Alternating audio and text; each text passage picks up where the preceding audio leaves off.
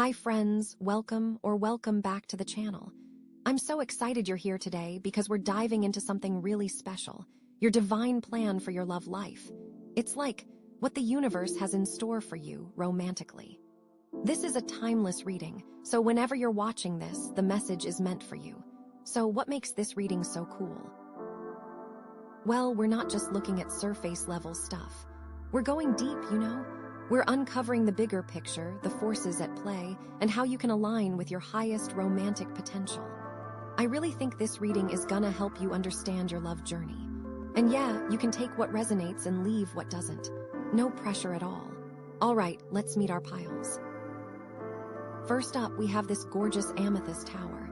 Its theme is ascending to clarity. So this is all about understanding the higher purpose of your love life, like seeing the bigger picture. Next, we have this Lapis Lazuli point, and its theme is navigating the currents. If you're drawn to this one, it's about discovering the natural course of your romantic destiny, just going with the flow. Then we have this Fluorite pyramid, and its theme is balancing the elements. This is for aligning your heart and mind for lasting love, harmonizing everything. Finally, we have this Rhodonite dragon, so cool, right? Its theme is embracing the phoenix. So it is about releasing the past to ignite a passionate future. So which one are you drawn to? Just take a deep breath, clear your mind, and trust your intuition. If one stands out, that's probably your pile. It's okay to check out multiple piles too. Now close your eyes for a sec, make a wish for clarity and guidance in your love life, and let's get started. I'm so excited for you.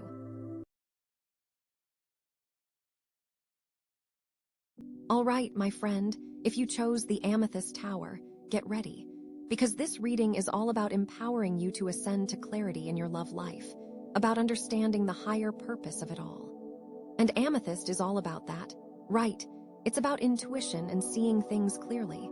So this whole reading is designed to help you do just that when it comes to love. Okay, deep breaths, let's dive into these cards. So we have the Five of Cups, Strength, and the Sun. Okay, wow, that's like a journey right there. It feels like maybe you've been going through it a bit, but things are really about to shift in a major positive way. The Five of Cups is definitely that feeling of like dwelling on what's lost, the spilled milk, But then we have Strength, which is all about inner power and courage, and finally the Sun. Pure joy, happiness, clarity, like ultimate good vibes. It really feels like a progression, so let's unpack this, okay? Let's start with the Five of Cups. Oh, honey, this card. This card is like the poster child for focusing on what went wrong. You see those 3 cups spilled in the front. Those represent like the disappointments, the heartaches, the things you're mourning. Maybe it's a relationship that ended, or a missed opportunity, or even just like a version of your love life that you thought you wanted but didn't get. And the thing about the Five of Cups is that it's so easy to get stuck in that energy, right? Like you're so focused on what you've lost that you totally miss what you still have. I'm getting the feeling that you've been really focused on what's missing in your love life. It's like there are 2 cups still standing behind you, right? But you're so caught up in the drama and the pain of what you've lost that you're not even acknowledging the good things that are still present. Maybe it's the love of your friends and family. Maybe it's your own self-love, or even just potential opportunities that you're too blinded by the past to see. I feel like this card is a big wake-up call to, like, shift your perspective, Stop dwelling on the negative and start appreciating what you do have. It's so easy to get stuck in that negativity, like replaying the same scenarios in your head over and over, wondering what you could have done differently. But honestly, that's just draining your energy and preventing you from moving forward. And like, this card can also represent feelings of regret and guilt. Maybe you feel like you made a mistake in a past relationship, or that you didn't do enough to make it work. And those feelings can be so heavy and suffocating, right? Like, you're carrying this weight around with you everywhere you go, and it's affecting your ability to attract new love into your life. You have to forgive yourself, my friend, and release that guilt. Everyone makes mistakes. It's part of being human. The important thing is to learn from those mistakes and move on, wiser and stronger. This card is even making me think that, maybe there's someone from your past that you're still hung up on. Like, even though the relationship is over, you still find yourself thinking about them, wondering what they're up to, maybe even fantasizing about getting back together. And like, I'm not saying that getting back together is impossible, but I am saying that if you're constantly looking back, you're missing out on the potential for something even better in the future. The universe has amazing things in store for you, but you have to be open to receiving them. You have to let go of the past in order to create space for the new. Okay, so, like, practically speaking, what does this mean? I think this means, like, really taking some time to reflect on your past relationships and identify any patterns or behaviors that are no longer serving you. Are you always attracted to the same type of person, even though it never works out? Are you holding on to unrealistic expectations? Are you afraid of vulnerability? Once you understand what's holding you back, you can start to make changes and create a healthier, more fulfilling love life for yourself. And like, don't be afraid to seek support from your friends, your family, or even a therapist. Talking about your feelings can be incredibly helpful in processing your emotions and gaining clarity. It's so important to have a support system that you can lean on when you're going through a tough time. And remember, you're not alone. Everyone experiences heartbreak and disappointment in their love lives at some point. It's part of the human experience. The key is to learn from those experiences and use them to grow and evolve. Okay, and one more thing about this Five of Cups, because I'm really feeling this. Sometimes this card isn't even about a romantic relationship. Sometimes it's about a disappointment in yourself, you know?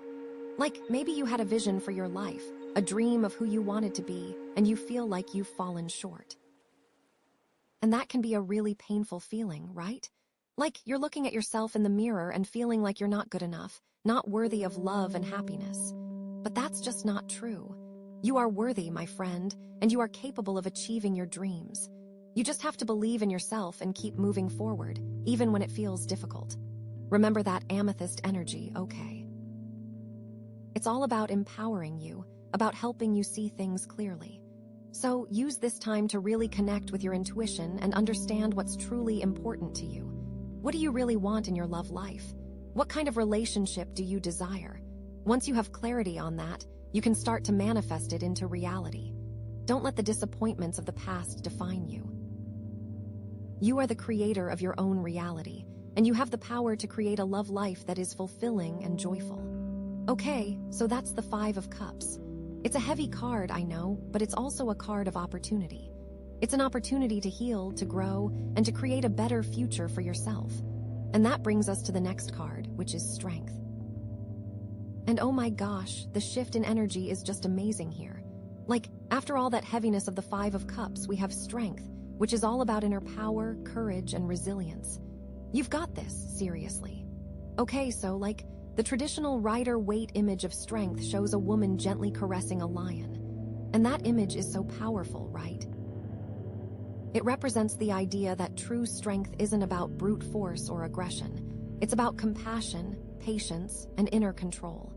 It's about taming your inner beast, your fears, your insecurities, and channeling that energy into something positive. And I feel like that's exactly what you're being called to do right now. You've been through some tough times, you've experienced heartbreak and disappointment, but you've also survived.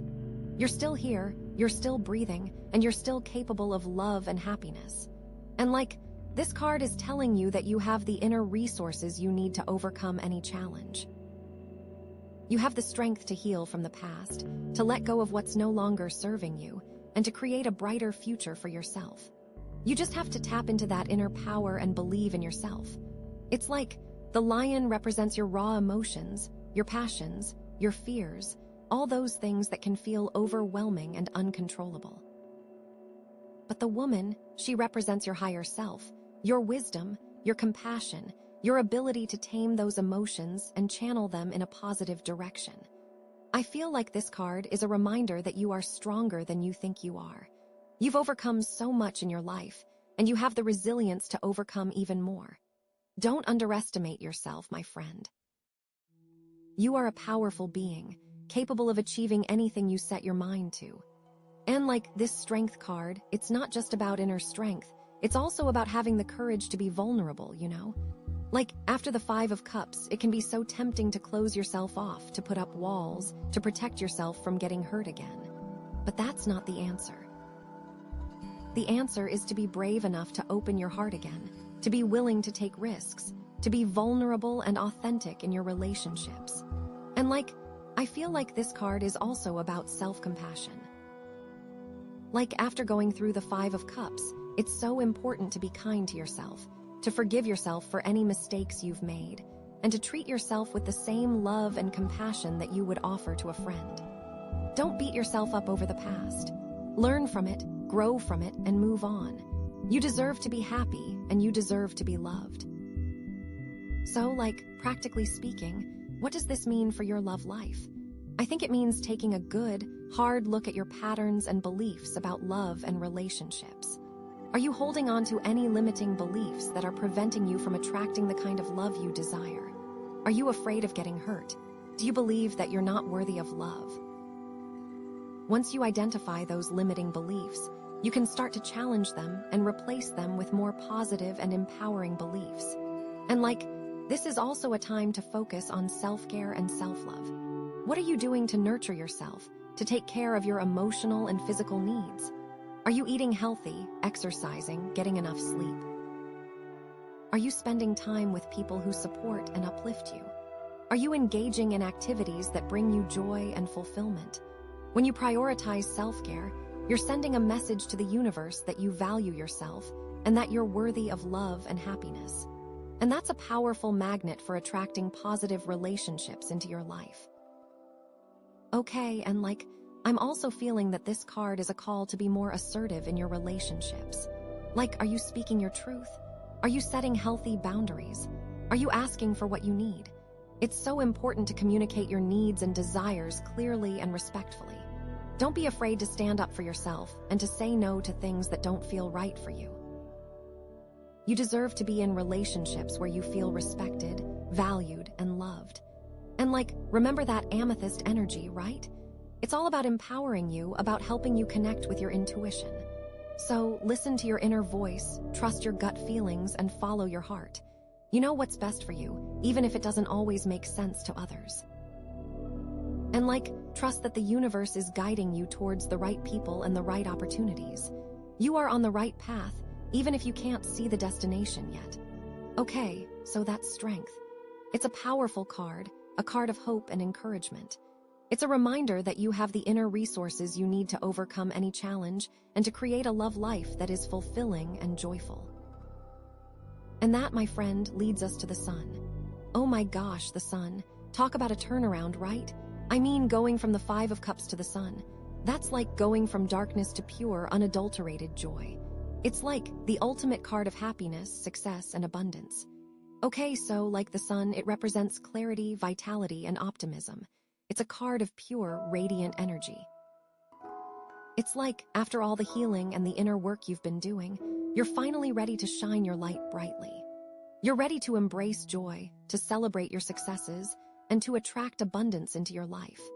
And I feel like this card is a confirmation that you're on the right path, that all your hard work is paying off, and that amazing things are in store for you. And this card is also about feeling confident and secure in yourself.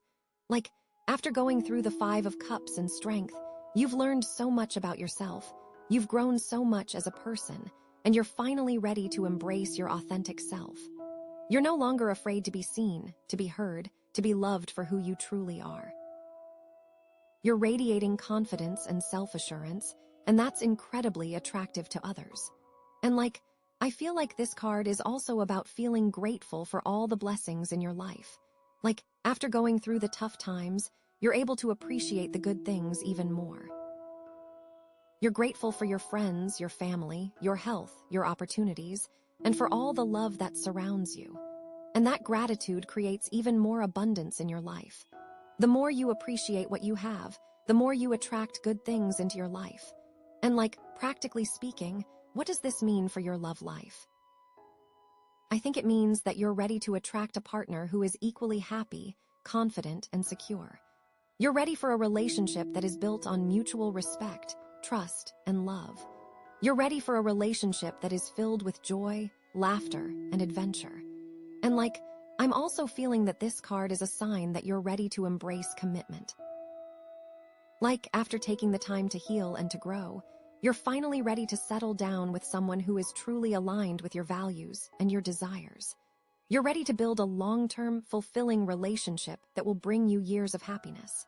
And I'm also feeling that this card is a call to be playful and to have fun in your love life.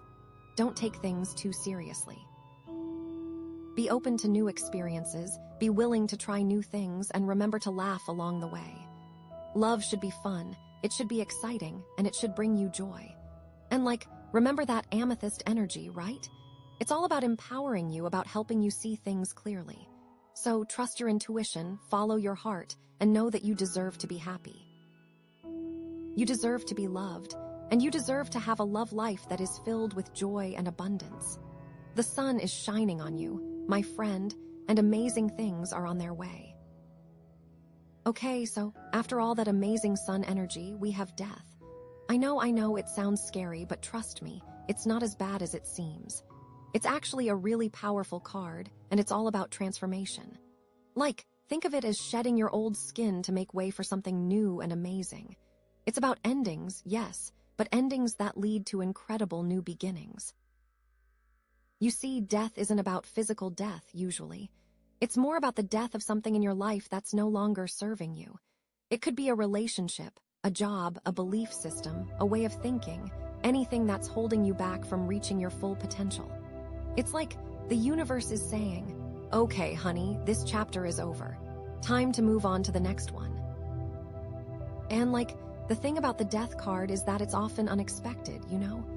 You might be cruising along, feeling all good with the sun, and then bam, death shows up and shakes things up.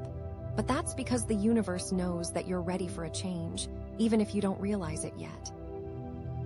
It's sometimes we get so comfortable in our routines and our comfort zones that we don't even realize we're stuck. And death comes along to give us a little nudge, to push us out of our comfort zones and into something bigger and better. I think the death card is about necessary endings, things that have to end in order for you to move forward. You know, it can be tough because endings can feel like failures or losses, but this is about seeing the bigger picture. This is about trusting that even though something is ending, it's making space for something amazing to come into your life. It's think of a caterpillar turning into a butterfly. The caterpillar has to die in order for the butterfly to be born. And the butterfly is so much more beautiful and free than the caterpillar ever was. So the death card is about embracing that transformation, even if it's scary or painful. Okay, so how does this relate to the other cards we pulled? Well, we started with the 5 of Cups, which was all about dwelling on the past and focusing on what was lost. And then we had Strength, which was about finding your inner power and courage. And then we had the Sun, which was about joy, happiness, and abundance. So it seems like you've already been on a journey of transformation, right? You've already started to let go of the past and embrace your inner strength and radiate joy. But maybe there's still something holding you back, you know? Maybe there's still something that needs to die in order for you to fully step into that sun energy. Maybe it's a fear, or a limiting belief, or a toxic relationship, or an old pattern of behavior. Whatever it is, the death card is telling you that it's time to let it go. I feel like maybe you've been holding on to something for too long, even though you know it's not good for you. Maybe you're afraid of change, or maybe you're afraid of being alone, or maybe you're afraid of failing. But the death card is telling you that you don't have to be afraid anymore. You have the strength to let go and to embrace the unknown. It's the 5 of Cups was about recognizing what you've lost. Strength was about finding the power to move on. The Sun was about celebrating your joy. And now Death is about clearing the path for even more joy and abundance. It's about making space for the new, for the unexpected, for the amazing things that the universe has in store for you. And the death card is also about surrendering to the process, you know? Sometimes we try to control everything, to hold on to things that are meant to be let go of. But the death card is telling you to just let go and trust that everything is happening for a reason. Trust that the universe has your back, and that you're being guided towards something better. I'm also feeling like this death card is extra important because of that sun card we just had. Like, the universe doesn't want you to block the blessings coming to you. Maybe there's a tendency to self-sabotage, or maybe you're unconsciously clinging to old baggage that's dimming your light. This death card is like a cosmic intervention, ensuring you truly receive all the good that's meant for you. Okay, so, like, practically speaking, what does this mean for your love life? Well, it could mean a number of things, honestly. It could mean that a relationship is coming to an end, or that it needs to fundamentally transform. It could mean that you need to let go of an old idea of what love should look like. Or it could mean that you need to let go of a past relationship in order to make space for a new one. Like, maybe you've been holding on to the hope that you'll get back together with an ex, even though deep down you know it's not right for you. The death card is telling you to let go of that hope and to move on. Or maybe you've been clinging to a certain type of person, even though it never works out. The death card is telling you to be open to different types of people and to break free from your patterns. I feel like, no matter what it is, the death card is urging you to be honest with yourself about what's truly serving you and what's not. And to have the courage to let go of anything that's holding you back from experiencing true love and happiness. This could even be about killing off an old version of yourself, like an identity that's no longer aligned with who you are now. Maybe you've been playing a role in relationships, trying to be someone you're not. The death card is saying, be authentic, be yourself, and let go of the need to please others. And like, it's also important to remember that endings can be painful, even when they're necessary. So be kind to yourself during this time. Allow yourself to grieve, to feel your emotions, and to seek support from your friends and family. But don't get stuck in the negativity. Remember that this is a temporary phase and that brighter days are ahead. I think a good exercise right now would be to, like, journal about what you're afraid of losing. Like, what are you clinging to that you know you need to let go of? What are your fears about the future? Once you identify those fears, you can start to challenge them and to release them. And like, remember that amethyst energy, right? It's all about empowering you, about helping you see things clearly. The amethyst is helping you understand the higher purpose of this ending, to see the transformation as a positive thing, as a necessary step towards your ultimate happiness. So, trust your intuition, trust the universe, and trust that you have the strength to get through this. You are being guided towards something amazing, even if you can't see it yet. This death card, it's not a punishment, it's a liberation.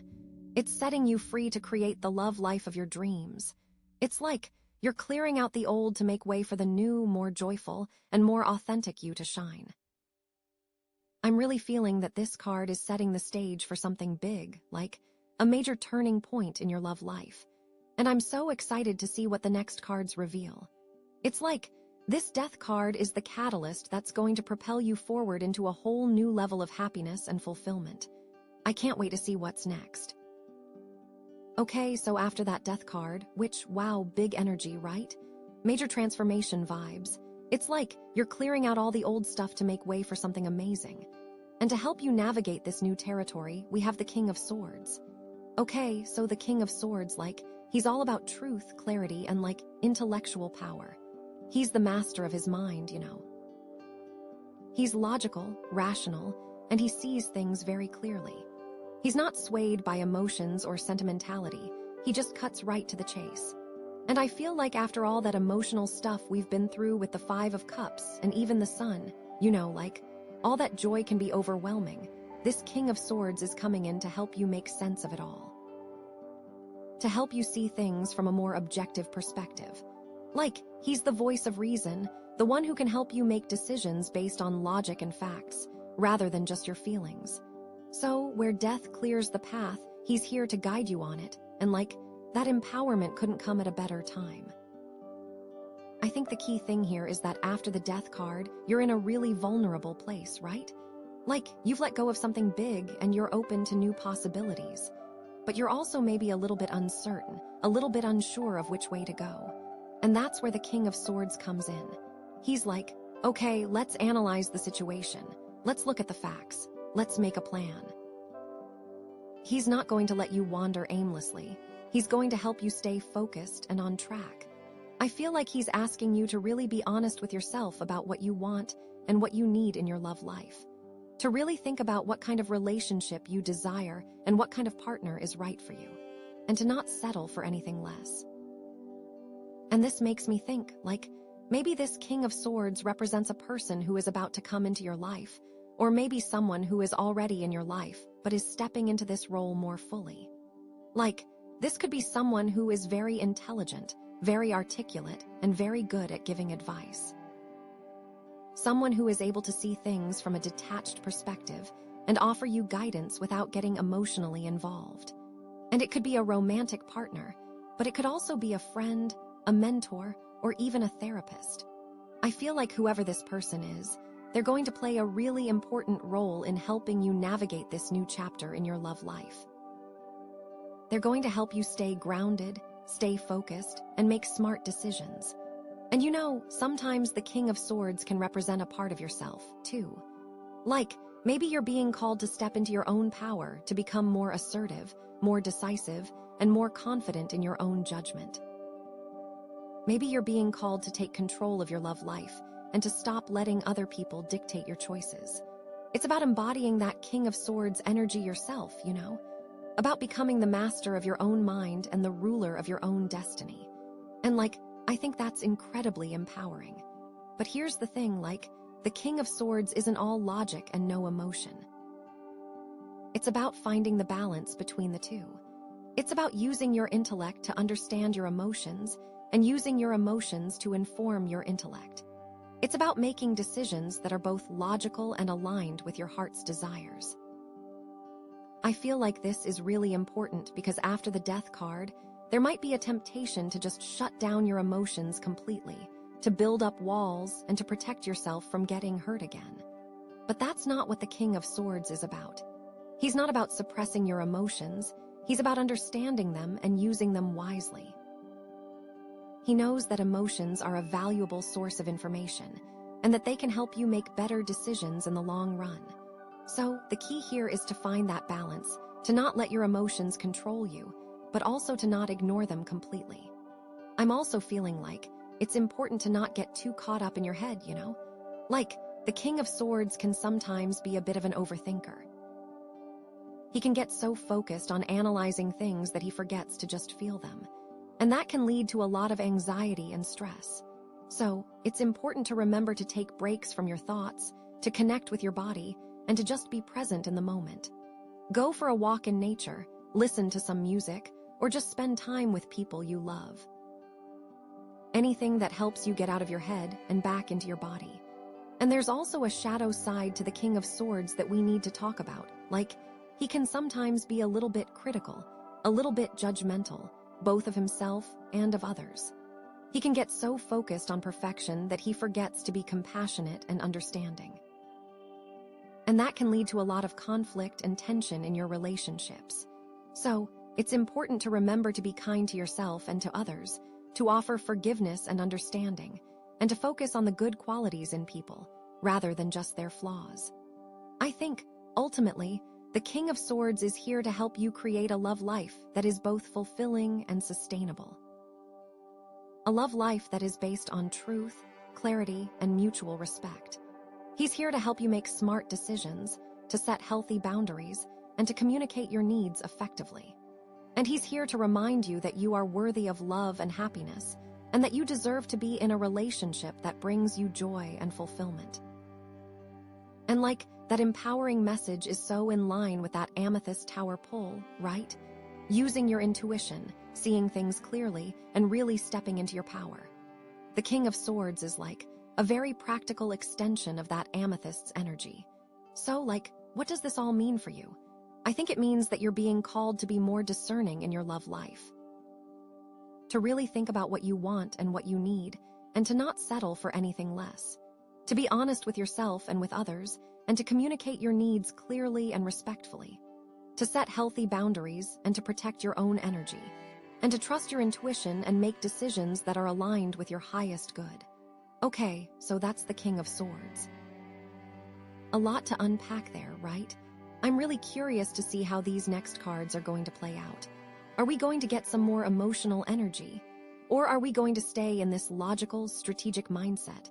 I have no clue, but I'm so excited to find out. And oh my gosh, okay, so to guide us through this intellectual maze we have. The Hermit. Wow. After all that King of Swords energy, it's like, okay, time to go inward. Like the Hermit is all about introspection, solitude, and finding wisdom within yourself. See, I think after all the, upheaval of the Death card and the clarity of the King of Swords, this is like a really necessary pause, you know? It's like the universe is saying, okay, you've cleared out the old, you've gained some clarity. Now it's time to retreat and really connect with your inner wisdom before you move forward. Because, let's be real, all that change can be disorienting, right? It's easy to get caught up in the external world, in trying to figure things out, in making plans. But the Hermit is reminding you that the answers you're seeking are already within you. You just need to take the time to listen. I feel like this Hermit card is extra important because of all that King of Swords energy we just talked about. Like, the King of Swords is all about logic and intellect, but the Hermit is about intuition and inner knowing. And you need both, right? You need to be able to think clearly and rationally, but you also need to be able to trust your gut and follow your heart. It's that same balance we were just talking about.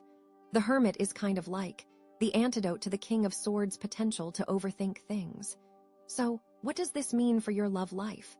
Well, I think it means that it's time to take a step back from dating, from relationships, from all the external noise, and just focus on yourself for a little while.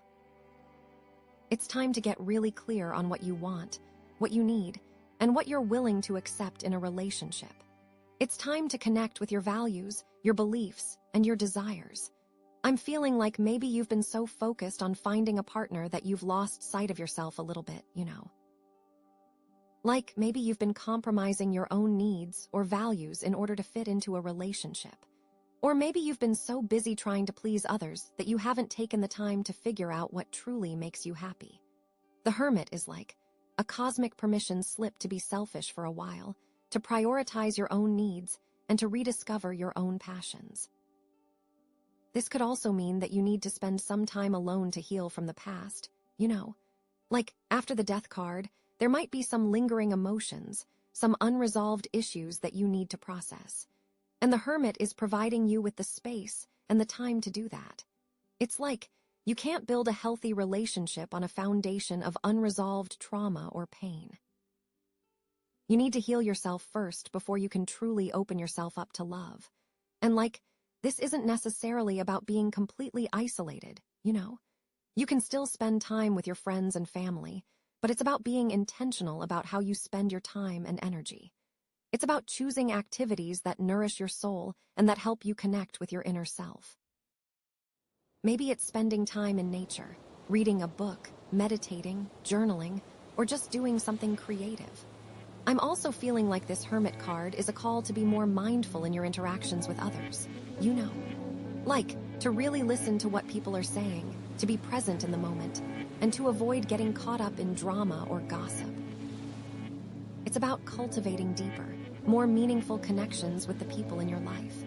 I'm even wondering if this could mean taking a break from social media for a while, you know. Like, social media can be so overwhelming and distracting, and it can be really easy to get caught up in comparing yourself to others. The Hermit is like, step away from the screen and connect with the real world. Connect with yourself. I'm also feeling that this Hermit energy is helping you to really discern who your true friends are, like which relationships are truly supportive and nourishing, and which ones are draining and toxic. It's time to let go of the relationships that are no longer serving you, and to focus on cultivating the ones that are. And here's a thought. Maybe the Hermit is also about embracing your own unique path, you know. Like, maybe you've been feeling pressured to follow a certain timeline or to conform to certain expectations when it comes to your love life. The Hermit is saying, don't worry about what other people are doing. Focus on your own journey and trust that you're exactly where you need to be. It's like maybe all your friends are getting married and having babies, and you're feeling like you're falling behind. The Hermit is reminding you that everyone's journey is different, and that there's no right or wrong way to live your life. Just focus on what makes you happy and what feels right for you. Okay, so, practically speaking, what does this mean? I think it means scheduling some alone time for yourself, even if it's just for a few minutes each day. Turn off your phone, close your eyes, and just breathe. Listen to your inner voice and pay attention to what it's telling you. Start a journal and write down your thoughts and feelings. Spend time in nature and connect with the earth. Meditate or practice yoga. Do something creative that brings you joy. And remember that King of Swords energy, right? It's still there, but now it's being tempered by the Hermit's wisdom and introspection. It's about using your intellect to understand your emotions and to make decisions that are aligned with your values. It's about finding the balance between your head and your heart. And remember that Amethyst Tower energy, too. This is all about empowering you to ascend to clarity, right? And the Hermit is helping you do that by giving you the space and the time to connect with your intuition and to find your own inner wisdom. It's like the Amethyst is amplifying your intuition, and the Hermit is helping you listen to it. This card feels especially potent given the, theme, you know. Ascending to clarity can require radical self-honesty, and that takes alone time. So, the Hermit isn't just about being alone, it's about being alone with intention, about using that time to connect with your higher self and to gain clarity on your path forward. It's about recharging your batteries and preparing yourself for the next chapter in your love life. You are, actively charging yourself with your own spirit. I feel like it is really, really important to say that this doesn't mean you're going to be alone forever. This is about taking a pause to realign yourself so you can attract a relationship that is truly aligned with your soul. It's like you're calibrating your energy to attract the right kind of love into your life. You're not shutting yourself off from love, you're preparing yourself for it. And I'm so curious to see what's next. Are we going to get a card that represents a new relationship? Are we going to get a card that challenges us to step outside of our comfort zone? I have no idea, but I'm so excited to find out. This is getting so good. And oh my gosh, to help guide you after all that soul-searching, we have the star. Seriously, how perfect is that? After all that Hermit energy of going inward, finding your own inner light, we have the star, which is all about hope, inspiration, and healing. It's like the universe is saying, okay, you've done the inner work, now it's time to shine your light and have faith in the future. I'm getting chills. It feels so good. The star is such a beautiful card. It represents renewed hope, a sense of calm after the storm, and a belief that everything is going to work out for the best. After all the transformation and introspection, this is like a cosmic exhale. It's like things are finally starting to align. This really feels like you're coming out of a dark period and stepping into a brighter future, you know? It's like you've gone through the tough stuff, you've learned your lessons, and now you're ready to receive blessings. And thinking about the star after the Hermit, it's like you took that time to go inward, to connect with your own inner wisdom, and now you're emerging with a renewed sense of hope and inspiration. It's like you've recharged your batteries, you've cleared out the clutter, and you're ready to move forward with a clear vision. And it's not just about, any kind of vision, it's really about aligning with the divine, with what is meant for you. The star is very, very linked to your destiny. This is such a strong message about trusting the journey. And thinking back to the 5 of Cups, it's like you've moved from dwelling on what was lost to having faith in what's to come. You've gone from focusing on the negative to embracing the positive. And that strength card, oh my gosh, you've really embodied that inner power and courage, you've overcome your challenges, and you're ready to create a brighter future for yourself. And the sun, you're radiating that joy and happiness, and it's attracting amazing things into your life. Even that death card, which felt so intense, it's all making sense now. Because it was about clearing out the old to make way for the new, for this star energy to come in. It's like the universe had to make space for this hope and healing to enter your life. And then the King of Swords, it's like you're using that clarity and logic to make smart decisions and to stay grounded, even as you're reaching for the stars. You're not just floating off into fantasy land. You're being practical and intentional about creating the love life you desire. It's like you're combining the magic with the strategy. Okay, so let's dive deeper into this whole hope thing, right? The star is all about having faith that things are going to get better, even when you can't see the path forward. It's about believing in yourself, in the universe, and in the power of love.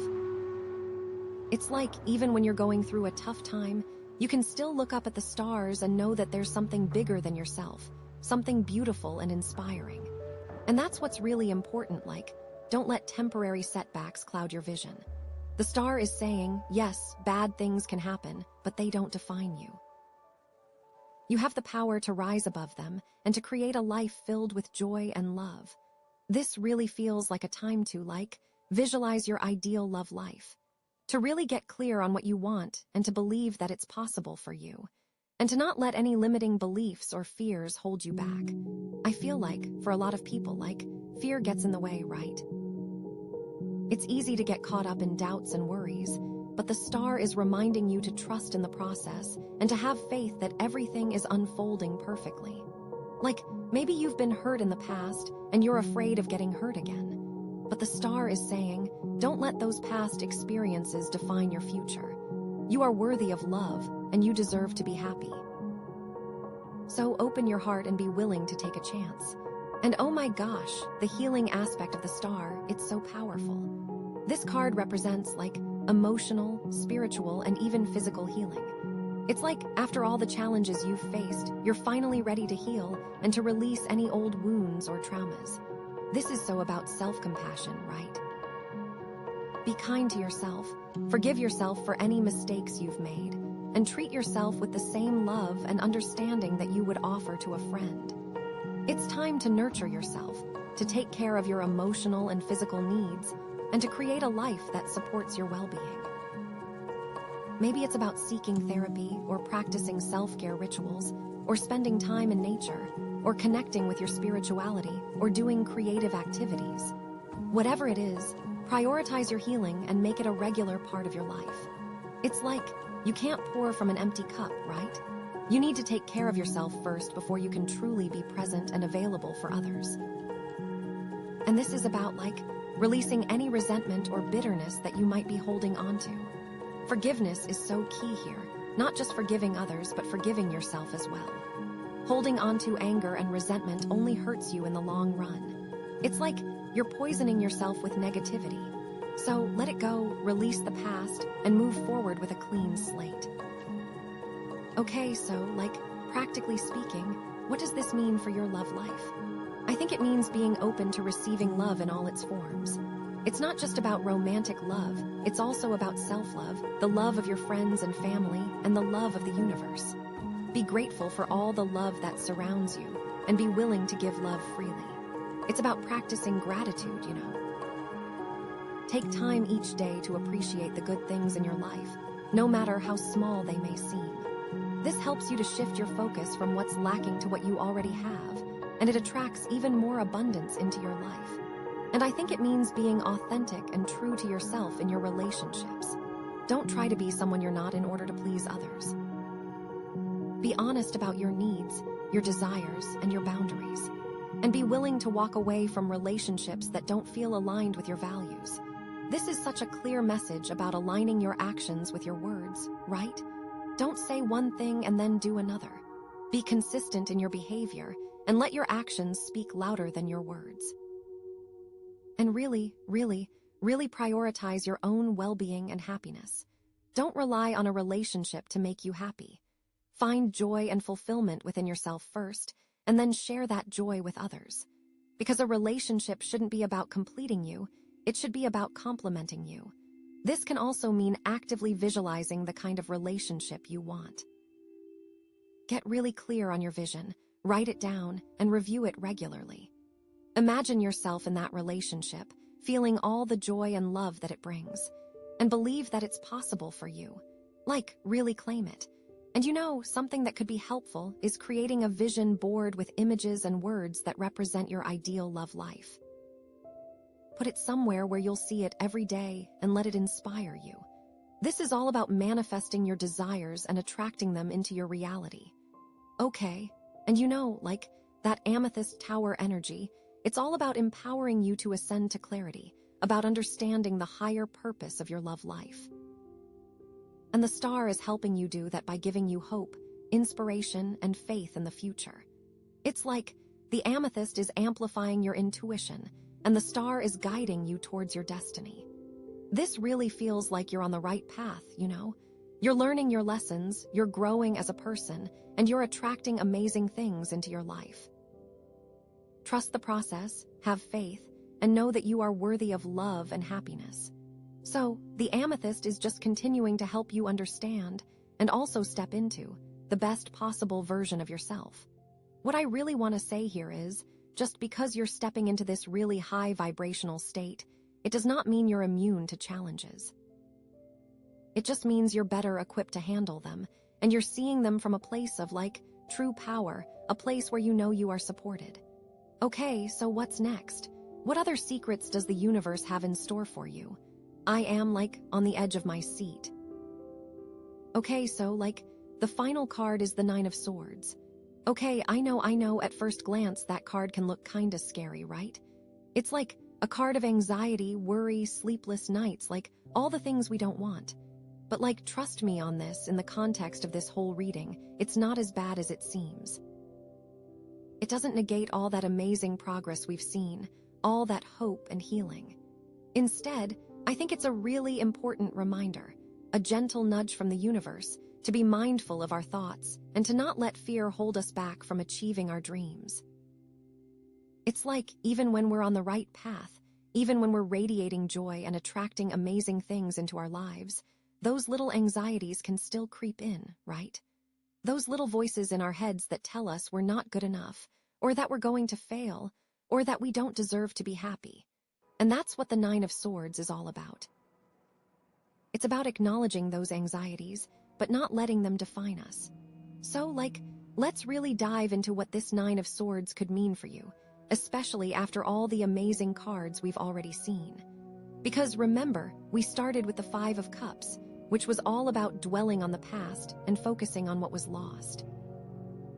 And then we moved into Strength, which was about finding your inner power and courage.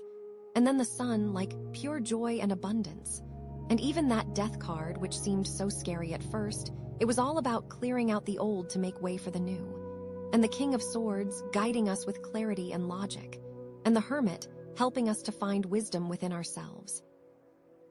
And the Star, filling us with hope and healing. So, you've already come so far. You've already overcome so many challenges. You've already transformed your life in so many amazing ways.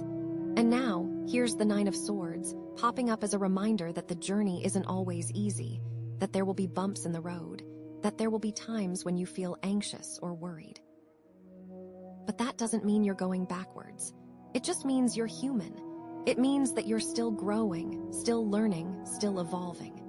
This card is all about recognizing that those anxieties are there, but choosing not to give them power, It's about acknowledging your fears, but not letting them control you.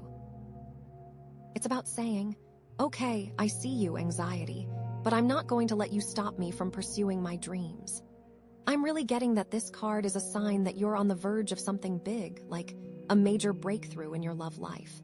But with any big change, there's always going to be some fear and uncertainty, right? It's like you're stepping outside of your comfort zone, and that can be scary. But the Nine of Swords is here to remind you that you have the strength and the courage to face your fears and to create the love life you desire. So, practically speaking, what does this mean for you right now? How can you use this Nine of Swords energy to your advantage? Well, I think the first thing is to identify your anxieties, What are you really worried about? What are you afraid of? What are the thoughts that are keeping you up at night? Are you afraid of getting hurt again? Are you afraid of being alone? Are you afraid of not being good enough? Are you afraid of failing?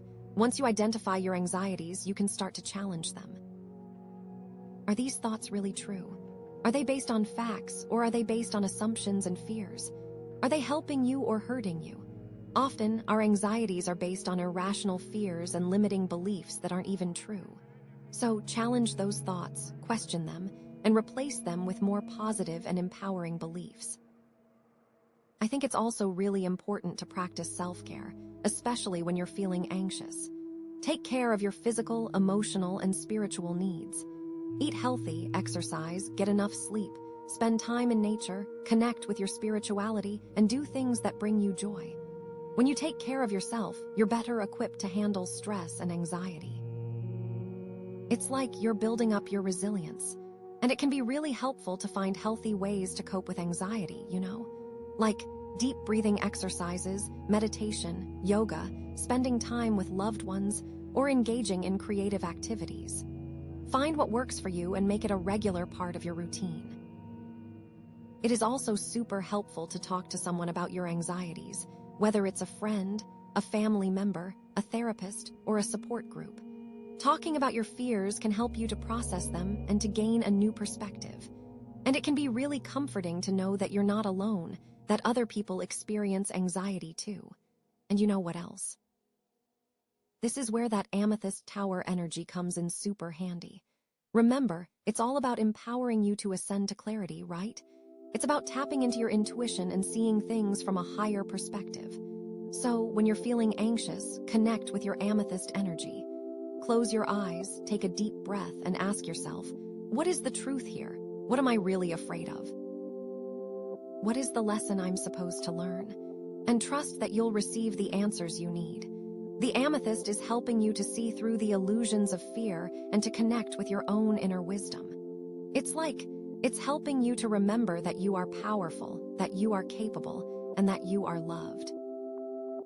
And remember the journey we've been on from the 5 of Cups to the star. You've already overcome so much. You've already transformed your life in so many amazing ways. You have all the tools you need to handle this 9 of Swords energy. You have the strength, the courage, the clarity, the wisdom, and the hope to face your fears and to create the love life of your dreams. It's not about avoiding the challenges. It's about navigating them from a place of strength and self-belief. You can make a plan. You can make a list of solutions that work for you. Anxiety is something almost everyone can relate to, but almost everyone has a different way of coping with it. The key thing is to remember to find the solution that works for you. So, like my friend, I want you to know that you are amazing, you are powerful, and you are worthy of love and happiness. Don't let the 9 of Swords dim your light. Don't let fear hold you back. You've got this. Trust the journey, have faith in yourself, and know that the universe is supporting you every step of the way. You are on the right path, and amazing things are in store for you. This reading has been all about ascending to clarity, about understanding the higher purpose of your love life. And I truly believe that you are well on your way to creating a love life that is fulfilling, joyful, and authentic. So embrace the journey, embrace the challenges, and embrace the love that is waiting for you. I am so excited to see what the future holds for you. And remember, you're never alone. The universe is always guiding you, and I'm always here to support you. Thank you for allowing me to be a part of your journey. You've really got this. Okay, so Lapis Lazuli point, meaning flowing. This reading is all about navigating the currents and discovering the natural course of your romantic destiny, which honestly sounds so exciting. It's like, sometimes we just have to trust the flow, right? Okay, so let's dive right into these cards. Wow, we have the Hermit, the 5 of Pentacles, and the Sun. Okay, so immediately, what I'm seeing is like a journey. It's like a real, distinct movement from one place to another. So let's start with the Hermit because, that's where we begin, right? The Hermit is all about introspection, going within, taking some time for yourself. It's about, pulling back from the world a little bit and just, really focusing on what you need, what you want. It's like a period of solitude, but not necessarily loneliness, It's more about, consciously choosing to be alone so you can hear your own inner voice. Maybe you've been so caught up in the hustle and bustle of life, or maybe in previous relationships, that you haven't really had a chance to check in with yourself. And so the Hermit is saying, hey, it's time to do that now. Seriously, carve out some space, turn off the noise, and just listen to what your heart is trying to tell you. This could mean anything from, like, literally taking a solo trip, maybe a retreat or something, or just, spending more time alone at home, reading, meditating, journaling, whatever helps you connect with your inner self. You might be asking yourself some really big questions right now, like, what do I really want in a relationship? Or, what are my non-negotiables? Or even, am I even ready for a relationship right now? And that's totally okay, The Hermit is all about asking those tough questions and being honest with yourself about the answers. This card also suggests that you might be seeking guidance from a mentor or someone who's been through similar experiences, someone who can offer you some wisdom and perspective. But ultimately, the answers are within you. It's about finding that inner guru and trusting your own intuition. Okay, so that's the Hermit. Now let's move on to the Five of Pentacles. Oh, honey, this card can feel a little bit rough. The Five of Pentacles often represents a feeling of lack, of being left out in the cold, both literally and figuratively. You might be feeling unsupported, like you're going through a difficult time and no one's really there for you, Or maybe you're feeling like you're lacking something essential, like love, security, or even just basic resources. It's like you are standing outside looking in, wishing you were on the inside. Now, in the context of a love reading, this could mean a few different things. Maybe you're feeling lonely and isolated, longing for a connection that seems out of reach. Or maybe you're in a relationship where you're not getting your needs met, and you feel like you're constantly giving and not receiving. It could also indicate financial struggles that are impacting your love life, like maybe you're feeling insecure about your ability to provide for a partner, or maybe financial stress is causing tension in your relationship. I don't want you to get too discouraged by this card, because it's not all doom and gloom, okay? It's important to remember that the Five of Pentacles is a temporary state. It's a sign that you're going through a challenging time, but it's not a permanent condition. It's like a wake-up call, urging you to reassess your priorities and figure out what you truly need to feel supported and secure. Are you relying too much on others for your happiness? Are you neglecting your own needs? Are you afraid to ask for help? The Five of Pentacles is asking you to address these questions and take steps to change your situation. This might mean reaching out to friends and family for support, seeking professional help, or simply focusing on self-care and building your own self-worth. Remember, you are worthy of love and abundance. Don't let these temporary feelings of lack define you. Okay, deep breath. Now let's move on to the final card, which is the Sun. Oh my gosh, this is like the best card in the deck, right? The Sun is all about joy, abundance, happiness, and success. It represents a time of great vitality, optimism, and positive energy. Like everything is just clicking into place, In a love reading, the Sun is a fantastic sign. It indicates that you're entering a period of deep fulfillment and connection. If you're single, this could mean that you're about to meet someone who brings so much light and joy into your life. This person is likely to be warm, generous, and genuinely happy, and they'll make you feel like the best version of yourself. If you're already in a relationship, the Sun suggests that your bond is about to get even stronger. You and your partner are likely to experience a renewed sense of passion, intimacy, and fun. This is a time for celebrating your love and enjoying each other's company. The Sun also represents clarity and understanding. Any confusion or misunderstandings that you've been experiencing are likely to fade away, and you'll be able to communicate with your partner more openly and honestly. It's like all the clouds have parted, and you can finally see each other clearly. This card also encourages you to embrace your inner child and let your playful side shine. Don't be afraid to be silly, spontaneous, and have fun. Laughter is a powerful way to connect with others and bring joy into your life.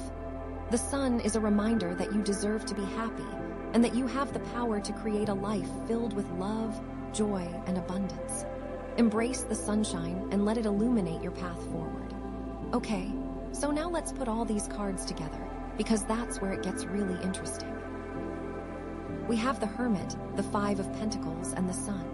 So it's like you start off in a period of introspection, maybe feeling a little lonely or unsupported. You're taking some time for yourself, trying to figure out what you really want and need in a relationship. You might be feeling like you're lacking something, like love or connection. But then, the sun comes along. And it's like, all of a sudden, everything changes. All that introspection, all that self-reflection, it all pays off. You've done the work, you've figured out what you want, and now you're ready to receive all the good things that are coming your way. The sun represents the light at the end of the tunnel, the reward for all your hard work. It's like you've emerged from the darkness into the sunshine, feeling happy, fulfilled, and loved. So, what does this mean for you specifically? Well, it depends on your current situation, right? If you're single, this could mean that you're about to meet someone amazing. Someone who's aligned with your values, who understands you on a deep level, and who brings so much joy into your life. This person might come into your life unexpectedly, maybe when you're not even looking for love. But they'll be exactly what you need, and they'll make you feel like you've known them forever. If you're already in a relationship, this could mean that your connection is about to deepen. You and your partner have been through some challenges, maybe some periods of disconnection or misunderstanding. But now you're ready to move forward together with a renewed sense of love, trust, and commitment.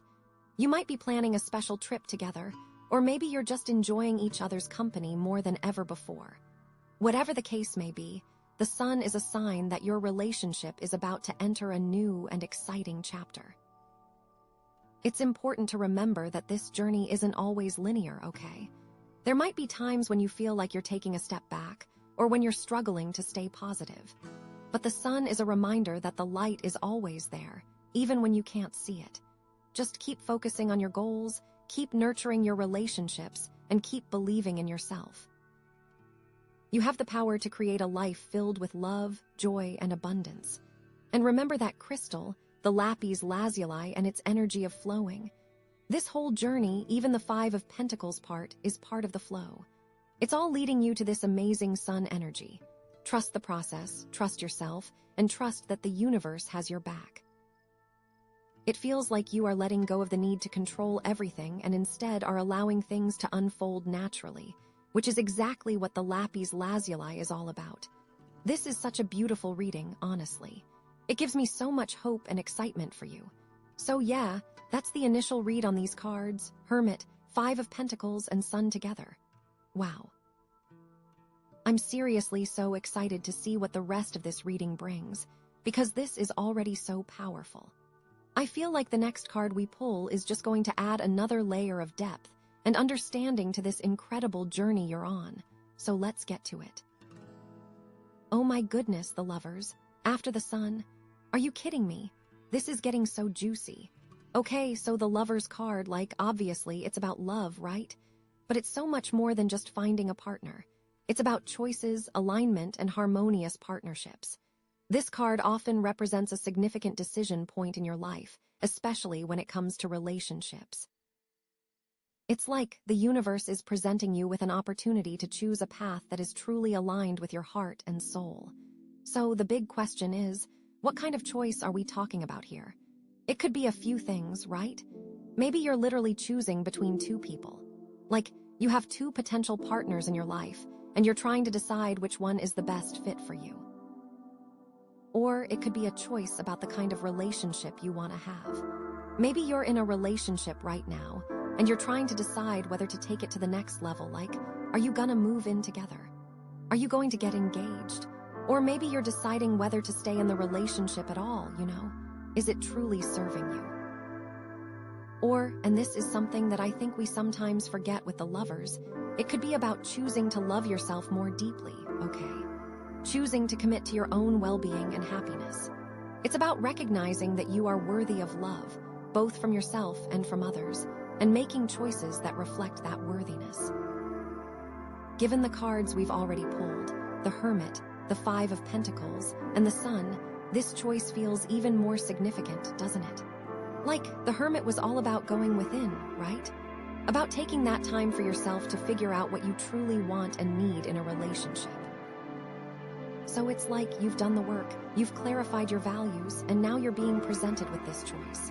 The universe is saying, okay, you know what you want. Now are you going to choose it? And then we have the 5 of Pentacles. That feeling of lack, of being left out in the cold, right? That card could be influencing your decision in a few ways. Maybe you're afraid of making the wrong choice and ending up feeling even more alone and isolated. Or maybe you're tempted to settle for less than you deserve, just to avoid that feeling of lack. But the Lovers is urging you not to do that, okay? It's telling you that you deserve a relationship that is truly fulfilling and supportive, and that you shouldn't compromise on your needs.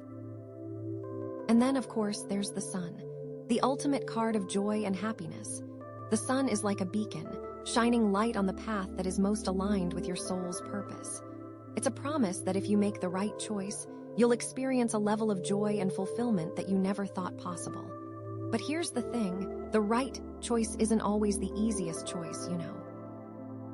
Sometimes, the right choice requires you to step outside of your comfort zone, to take a risk, to trust your intuition even when it doesn't make sense. It could also be that there is a need to establish boundaries, and this is what brings the harmony to your relationships, to all of your relationships, not just romantic ones.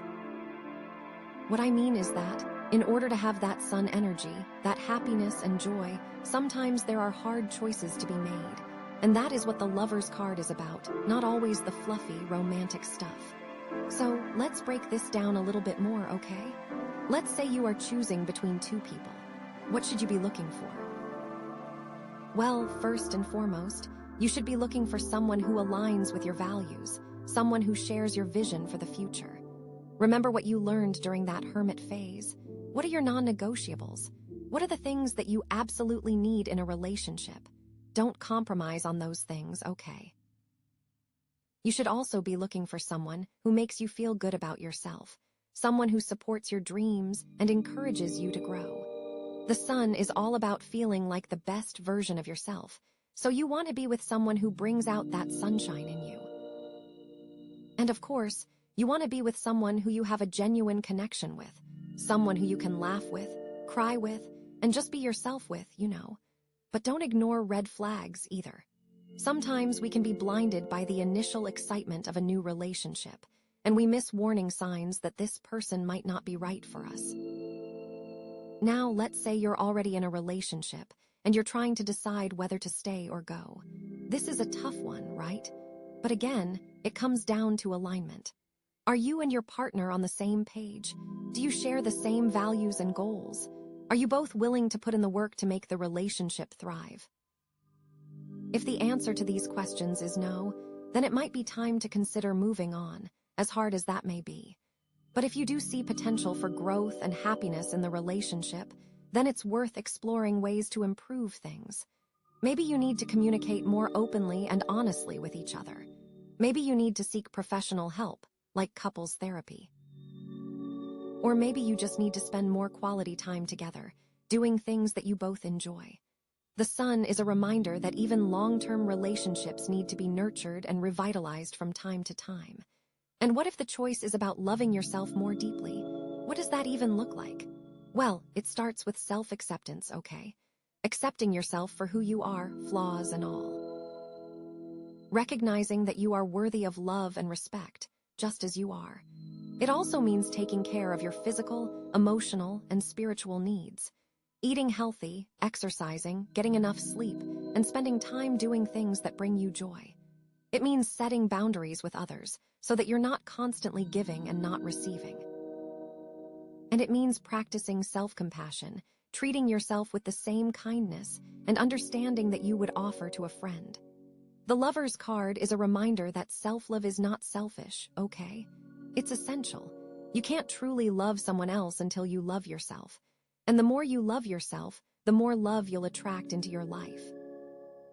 So, whatever choice you're facing, remember to choose love, choose alignment, and choose yourself. I feel like this card is also about choices you make every day. What I mean by that is that the Lovers card is about duality. There are always two sides to a coin. And what that also means is that every choice you make has two outcomes, and you need to decide what is more important for you. Sometimes it is really hard to see the long-term implications of short-term decisions, so this is a chance to really take a look and see what is more important. Okay, so how does the Lapis Lazuli point, with its energy of flowing, fit into all of this? Well, It's a reminder that even choices are part of the flow of life, okay? You can't control everything that happens to you, but you can control how you respond to it. You can choose to resist the flow, to cling to what's familiar and comfortable, even if it's not serving you. Or you can choose to trust the universe, to surrender to the flow, and to allow yourself to be guided to where you're meant to be. Trusting the universe doesn't mean passively waiting for things to happen, okay? It means actively participating in your own life, making conscious choices that are aligned with your values and goals, but also being open to unexpected opportunities and detours. It means knowing that even when things don't go according to plan, there's a reason for it, and that everything is ultimately working out for your highest good. This card, wow, it's really pushing you to step into your power and to really own your choices and realize that you are the one steering your life. And sometimes that can be really scary, but you have to trust that you know what is best for you, and you have the strength and the guidance to make these decisions. So, with the Lover's card here, it's like you are being asked to trust yourself, trust your intuition, and trust the universe. You've done the work, you've clarified your values, and you've opened yourself up to receive love and abundance. Now, it's time to make a choice that will shape your future and lead you to the happiness and fulfillment that you deserve. I am seriously so excited for you because the next cards will really show us if you are on the right track and what the universe has in store for you. But for now, let's sit with this Lover's energy and see what else comes through. I am so on the edge of my seat. Okay, next card. Oh my gosh, okay, you are not going to believe this, but the next card we have is Strength. Strength. After all of that? Okay, so, first of all, strength is not just about, physical power or anything like that. It's so much deeper. It's about inner strength, courage, compassion, and control, It's like you've got this incredible inner reserve of power, and now you need to tap into it. It's like you've been given all these clues, and now you have the strength to put it all together. So, let's really dig into what strength means here, especially with the Lapis Lazuli point and that flowing energy we talked about. Because, strength isn't about resisting the current, right? It's about navigating it with grace and, inner resolve. It's about understanding that true strength comes from within, from your ability to manage your emotions, to stay grounded in the face of adversity, and to have compassion for yourself and others. It's about, bending without breaking, like a reed in the wind. It's not about, being rigid and unyielding, because that's just gonna lead to you snapping under pressure. Think about it this way. It's about, a lion, right? The lion on the card. It looks powerful and fierce, but it's also, incredibly graceful and controlled, It doesn't just go around roaring and attacking everything in sight. It conserves its energy, it chooses its battles wisely, and it acts with intention. And that's what this Strength card is calling you to do. To be like that lion, To harness your inner power and use it wisely. To be courageous but also compassionate. To be strong but also gentle. You've got the heart of a lion, so use it. And I think it's so interesting that this card comes after the Lovers, because, that card is all about choices, right? And strength is, the key to making the right choice. It's about having the inner resolve to choose the path that is most aligned with your true self, even if it's the most difficult path. It's about having the courage to step outside of your comfort zone and to, embrace the unknown, It's about trusting your intuition and believing in yourself, even when you're feeling scared or uncertain. It's what is it that you are really afraid of? What is that nagging feeling? This card says you have the strength to look into it. You really do. Maybe you're facing a really tough decision, and you're not sure which way to go. Maybe you're feeling pulled in two different directions, and you're afraid of making the wrong choice. But strength is telling you that you have the power to overcome your fears and doubts. It's telling you that you have the inner resources to make the right decision for yourself, whatever that may be. You have the inner strength to do it. And you know what else? It's also about overcoming limiting beliefs. Maybe you've been telling yourself that you're not strong enough, or that you're not capable enough, or that you don't deserve love and happiness.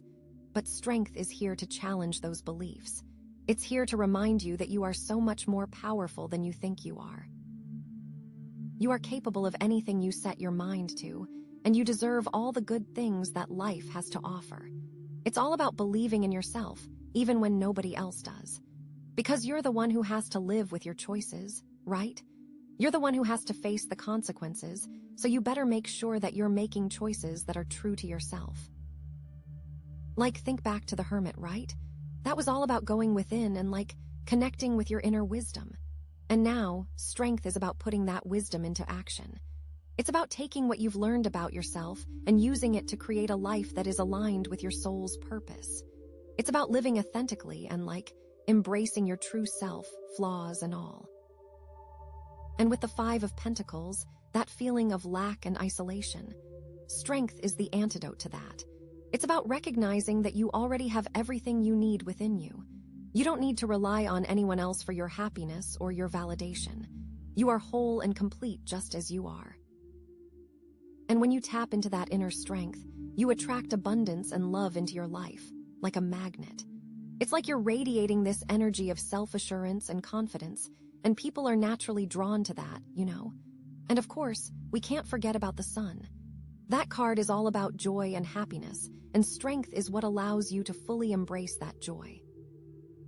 It's about having the courage to let go of the past, to forgive yourself and others, and to move forward with optimism and hope. It's about recognizing that you deserve to be happy, and that you have the power to create a life that is filled with love, laughter, and fulfillment. The sun is shining on you. You just have to harness that strength. So, what does this mean for you specifically in the context of your love life? Well, it depends on your situation, right? If you're single, strength might be about having the courage to put yourself out there, to be vulnerable, and to open your heart to new possibilities. It might be about, overcoming your fear of rejection and taking a chance on love. It's like you've been hurt in the past, and you're afraid of getting hurt again, but strength is telling you that you can't let that fear hold you back. You have to be willing to take risks if you want to find true love. And it's about knowing your worth and not settling for less than you deserve. You have to believe that you are worthy of love and happiness, and you have to be willing to wait for the right person to come along. Don't just settle. If you're already in a relationship, strength might be about finding the courage to address difficult issues, to communicate more effectively, and to set healthy boundaries. It might be about, standing up for yourself and your needs, even if it means having uncomfortable conversations. It's about being honest with yourself and your partner about what you want and need in the relationship. You can't expect your partner to read your mind, right? You have to be willing to communicate openly and honestly, even if it's scary. You can do this. You have the strength to do it. It's also about maintaining your own sense of self within the relationship. You can't lose yourself in the other person, right? You have to maintain your own identity, your own interests, and your own friendships. Because if you lose yourself, then the relationship is going to suffer. You have to be true to yourself, even when you're in a relationship. And remember that Lapis Lazuli point, with its energy of flowing. Strength is about flowing with the changes and challenges that come your way in your love life. It's about being adaptable and resilient, and about trusting that everything is happening for a reason. You can't control everything that happens to you, but you can control how you respond to it. You can choose to resist the flow, or you can choose to embrace it and to learn from it. Ultimately, strength is a reminder that you are the master of your own destiny. You have the power to create the love life that you desire. You just have to tap into your inner strength, to believe in yourself, and to take action. Don't be afraid to be yourself, to be vulnerable, and to be courageous. You've got this. This isn't a one-time thing, you know? Strength isn't a destination, it's a continuous process. It's about showing up for yourself every day, even when you don't feel like it. It's about making choices that are aligned with your values and about trusting that the universe has your back. You're so powerful. I am seriously so excited to see what the final card reveals, because I feel like it's going to show us the outcome of all of this. Is this strength going to lead to true love and happiness? Is it going to help you make the right choice in your relationship? Or is it going to guide you down a different path altogether? Oh, I can't wait. Okay, let's pull that last card. Okay. Are you ready for this? Because girl, you're not ready. The next card. Deep breath is temperance. Temperance. Okay, so after strength, this makes so much sense, right? Because you can't just go around being strong all the time, you know? Like sometimes you have to temper that strength, you have to find balance, you have to, like, blend and harmonize. It is like strength gave you the raw power, and now temperance is like giving you the finesse, you know?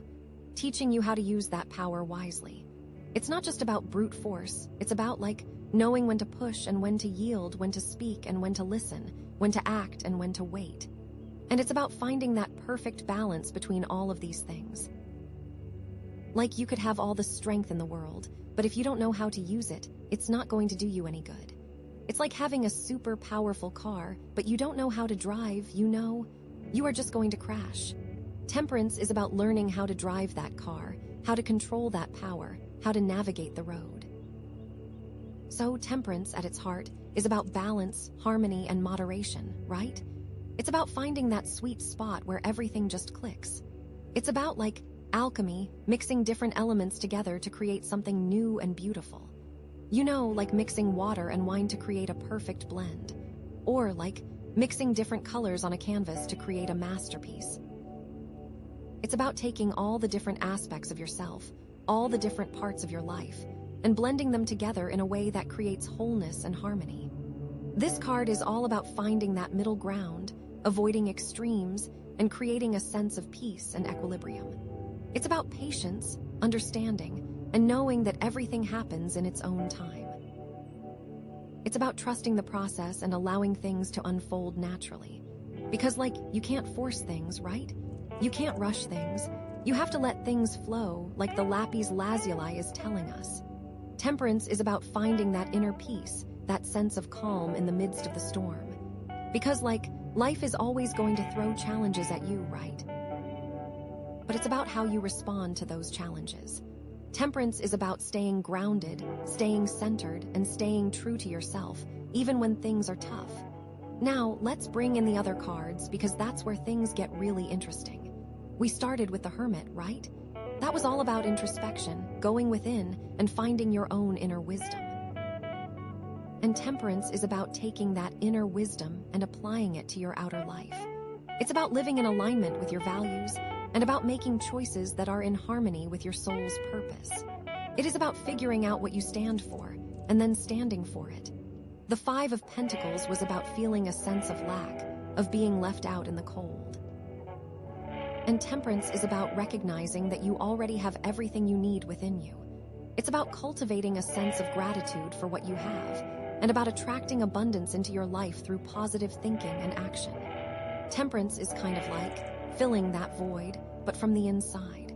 Like realizing that the lack was just an illusion. You were never really lacking anything. You just needed to change your perspective, right? And then there's the Sun, that glorious card of joy and happiness.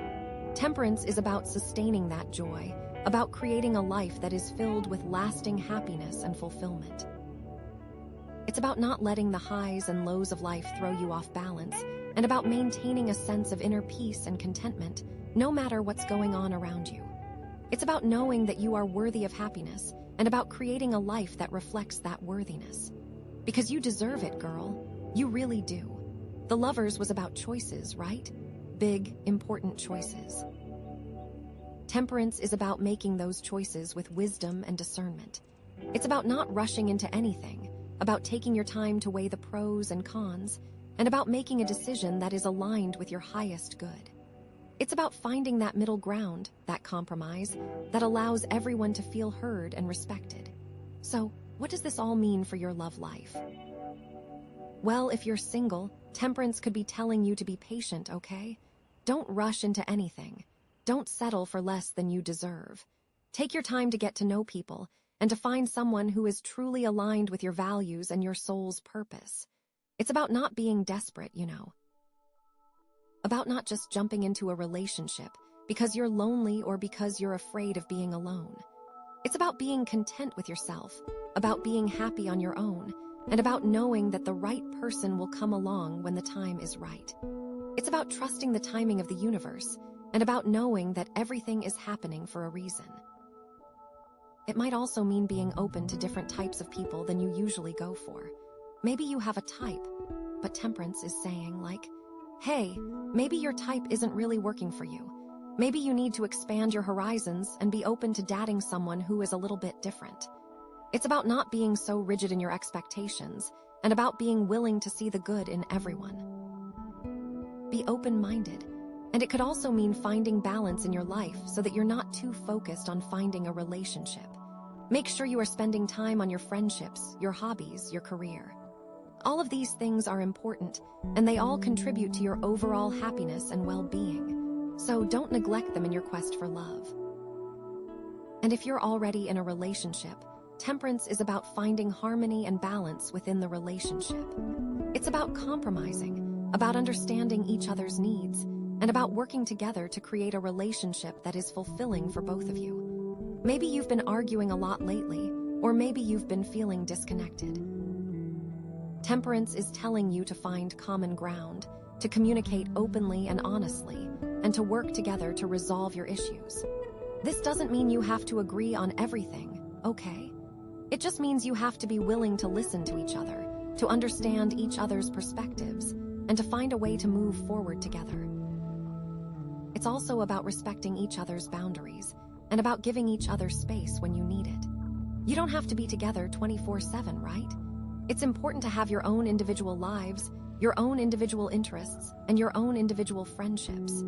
This will actually make your relationship stronger, because you'll both be bringing something new and exciting to the table. It's also about finding balance between giving and receiving. Are you both giving equally to the relationship, or is one person doing all the work? Temperance is telling you to make sure that you're both contributing equally, and that you're both feeling appreciated and loved.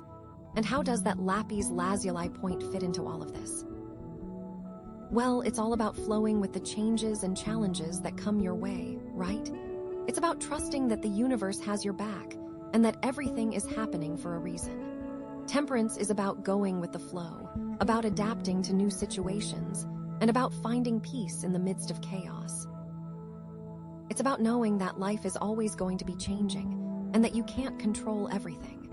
But you can control how you respond to those changes. You can choose to resist the flow, or you can choose to embrace it and to learn from it. Temperance is about finding that inner peace, that sense of calm that allows you to navigate the ups and downs of life with grace and ease. Because that Lapis Lazuli is all about going with the flow, right? About trusting that the universe knows what it's doing. So just relax, trust the process, and know that everything is going to be okay. This card is about knowing that even when things seem chaotic, there is a hidden order, a divine plan at work. You may not always understand it, but you can trust that it's there. Okay, so wow. Temperance is all about finding balance, harmony, and moderation in your life, especially in your love life. It's about being patient, understanding, and trusting that everything is happening for a reason. It's about going with the flow, about adapting to new situations, and about finding peace in the midst of chaos. And after all those other cards. This is like the perfect way to bring it all together. But what does it all mean? What's the final outcome? I am so excited and seriously on pins and needles over here. I cannot wait to see what the next card is. Oh my freaking goodness, the world. Seriously. Girl, this is like the ultimate card, you know? It's like the culmination of everything, the completion of a journey, the achievement of a goal. It is like you just finished the game and you got all the achievements. Like, wow. So the world, it's all about wholeness, integration, fulfillment, right? Like you've learned all the lessons, you've overcome all the challenges, and now you're standing at the top of the mountain, looking out at everything you've accomplished. It's this amazing sense of completion. Like, you did it. This card often represents, like, a major life cycle coming to an end, but not in a sad way, you know. It's more like a graduation, a celebration of all you've achieved, and a sense of excitement for what's to come. It's like one chapter is closing, but a whole new book is about to begin. And it is gonna be your bestseller. It's also about travel, you know? Like, literally traveling to a new place, or metaphorically traveling to a new state of being. It's about expanding your horizons, seeing new things, and experiencing new cultures. This could mean, like, taking that dream vacation you've always wanted to take, or it could mean, like, immersing yourself in a new community, or even just, like, learning a new language. It is about opening yourself up to new experiences and embracing the unknown. And ultimately, the world is about feeling connected to everything, you know? Like, realizing that you're part of something bigger than yourself, that you're connected to everyone and everything in the universe. It's about feeling a sense of belonging, of being at home in the world, and of knowing that you're exactly where you're supposed to be. Like, you are in the right place at the right time. You know, okay, so how does this connect to all the other cards we pulled? Oh my gosh, it's like everything is just falling into place, isn't it? We started with the Hermit, right? That was all about going within, taking some time for yourself, and figuring out what you really want. And the world is like the result of that introspection. It's like you've done the work, you've clarified your values, and now you're ready to step out into the world and live your truth. It is really time to shine. And then there was the Five of Pentacles, that feeling of lack and isolation. But the world is like the opposite of that. It's about feeling abundant, connected, and supported. It's about realizing that you already have everything you need within you, and that you're surrounded by love and support. It's like you've overcome that feeling of lack, you've learned to love yourself, and now you're attracting all kinds of good things into your life. And the sun. Oh my gosh, the sun and the world together. It's like pure bliss. The sun was all about joy, happiness, and optimism, and the world is about making that joy a permanent part of your life. It's about creating a life that is filled with lasting happiness, fulfillment, and love. It's like you found your sunshine and now you're carrying it with you wherever you go. You know, you are beaming, the Lover's card with that big choice to make. The world says you made the right choice. Like, whatever decision you made, it was the one that was most aligned with your soul's purpose, the one that was going to lead you to the greatest happiness and fulfillment.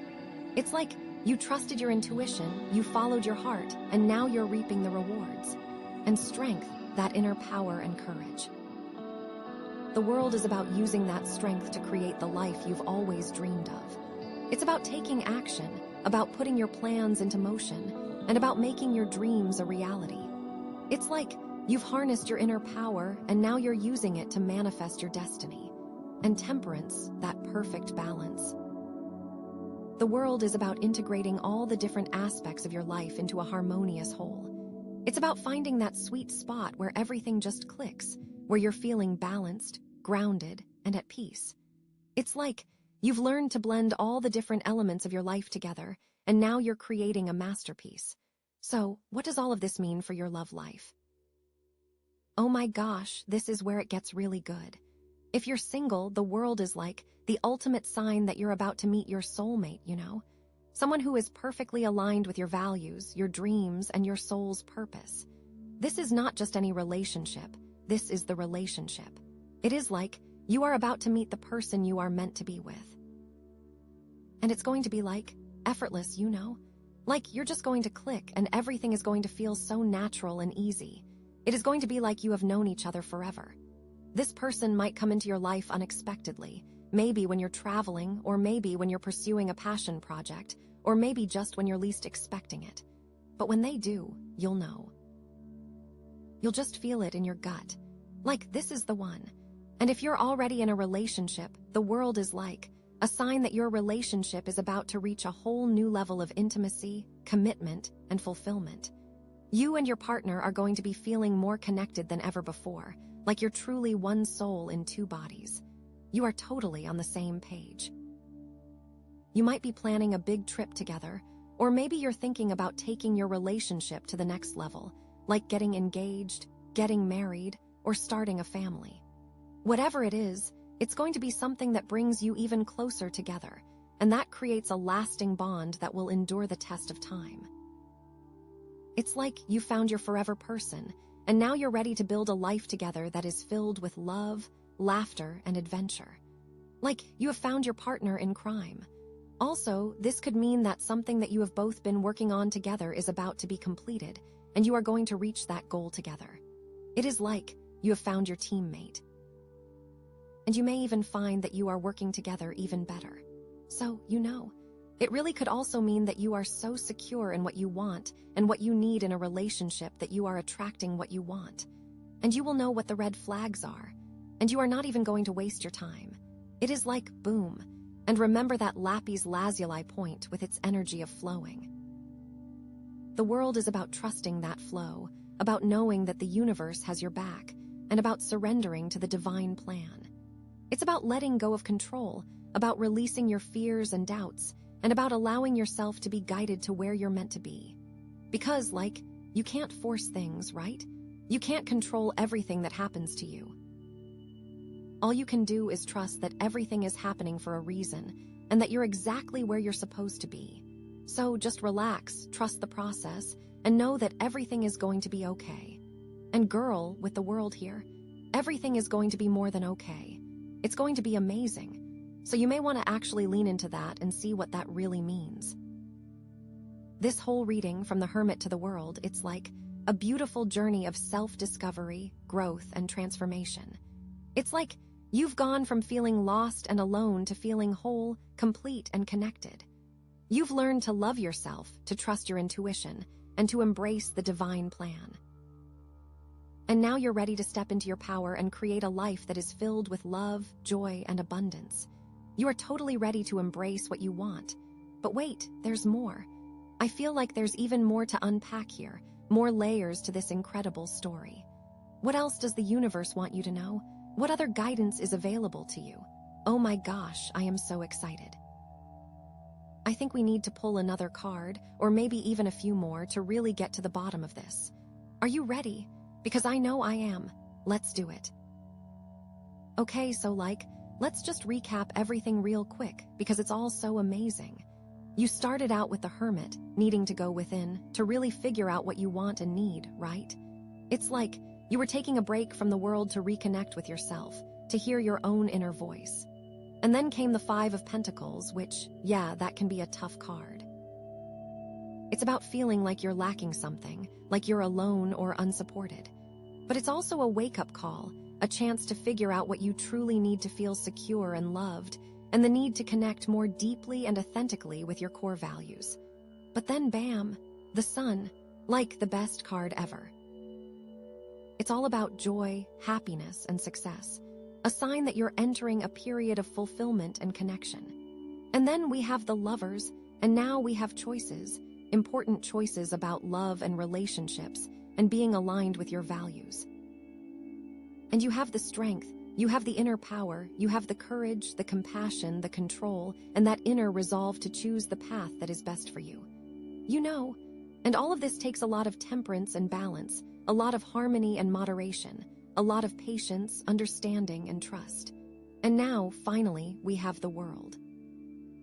Like you've completed the journey, you've achieved your goal, and you're standing at the top of the mountain, ready to take on the world. It's amazing. So what does this all mean for your love life? What does the world really mean in this context?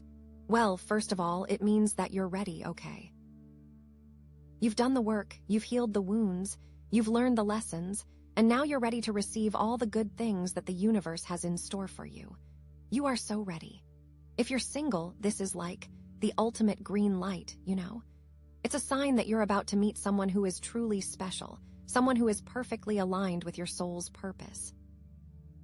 This isn't just any fling, this is a soulmate connection, a relationship that is going to bring you lasting happiness and fulfillment, And it's going to be easy, effortless, like you've known each other forever, which is so exciting. But, and this is so important, don't just sit around waiting for this person to show up, okay? You have to be proactive, you have to put yourself out there, you have to be open to new experiences.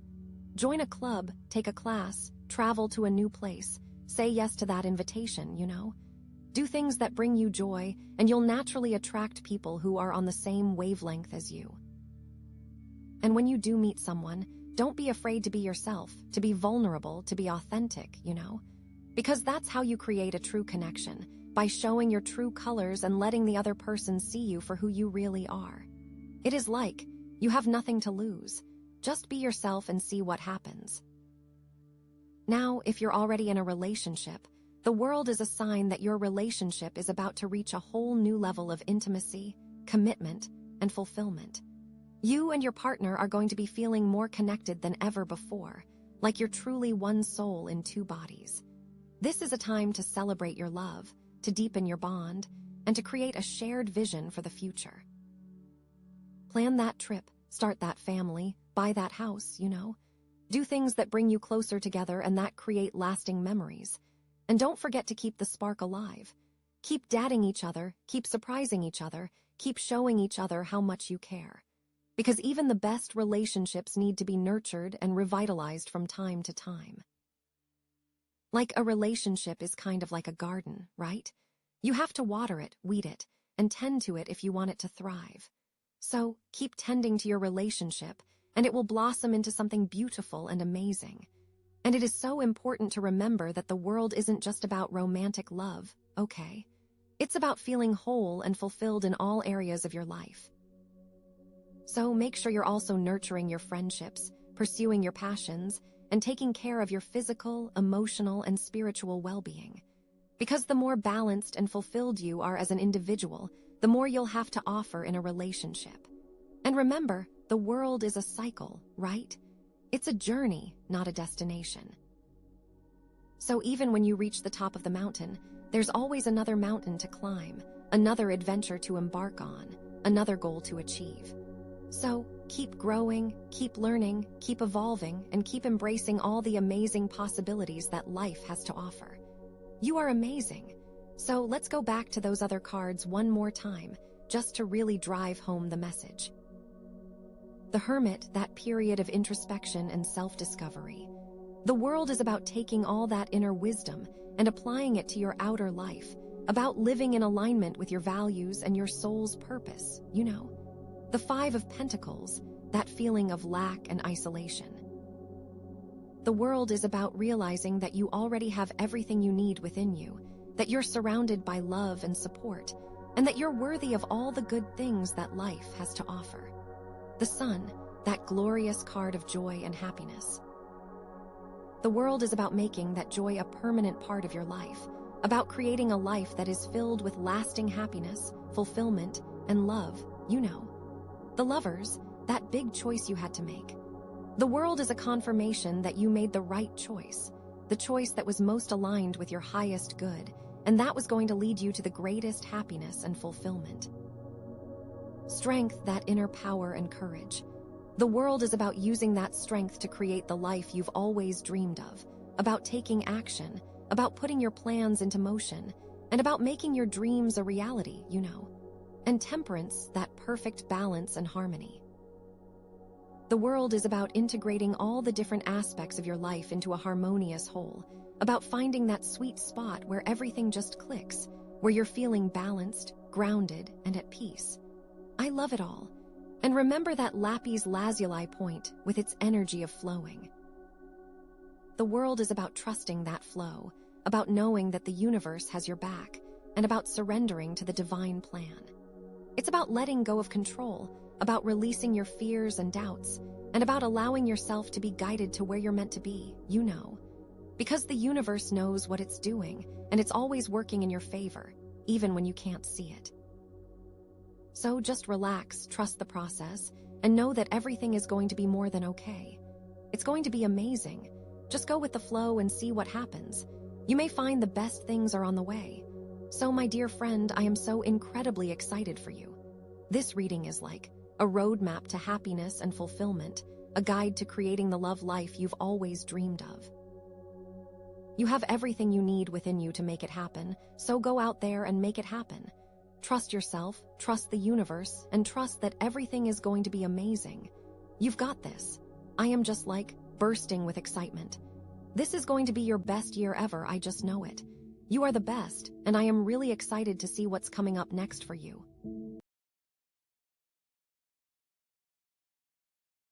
Okay, so you picked the Fluorite pyramid, which is all about harmonizing.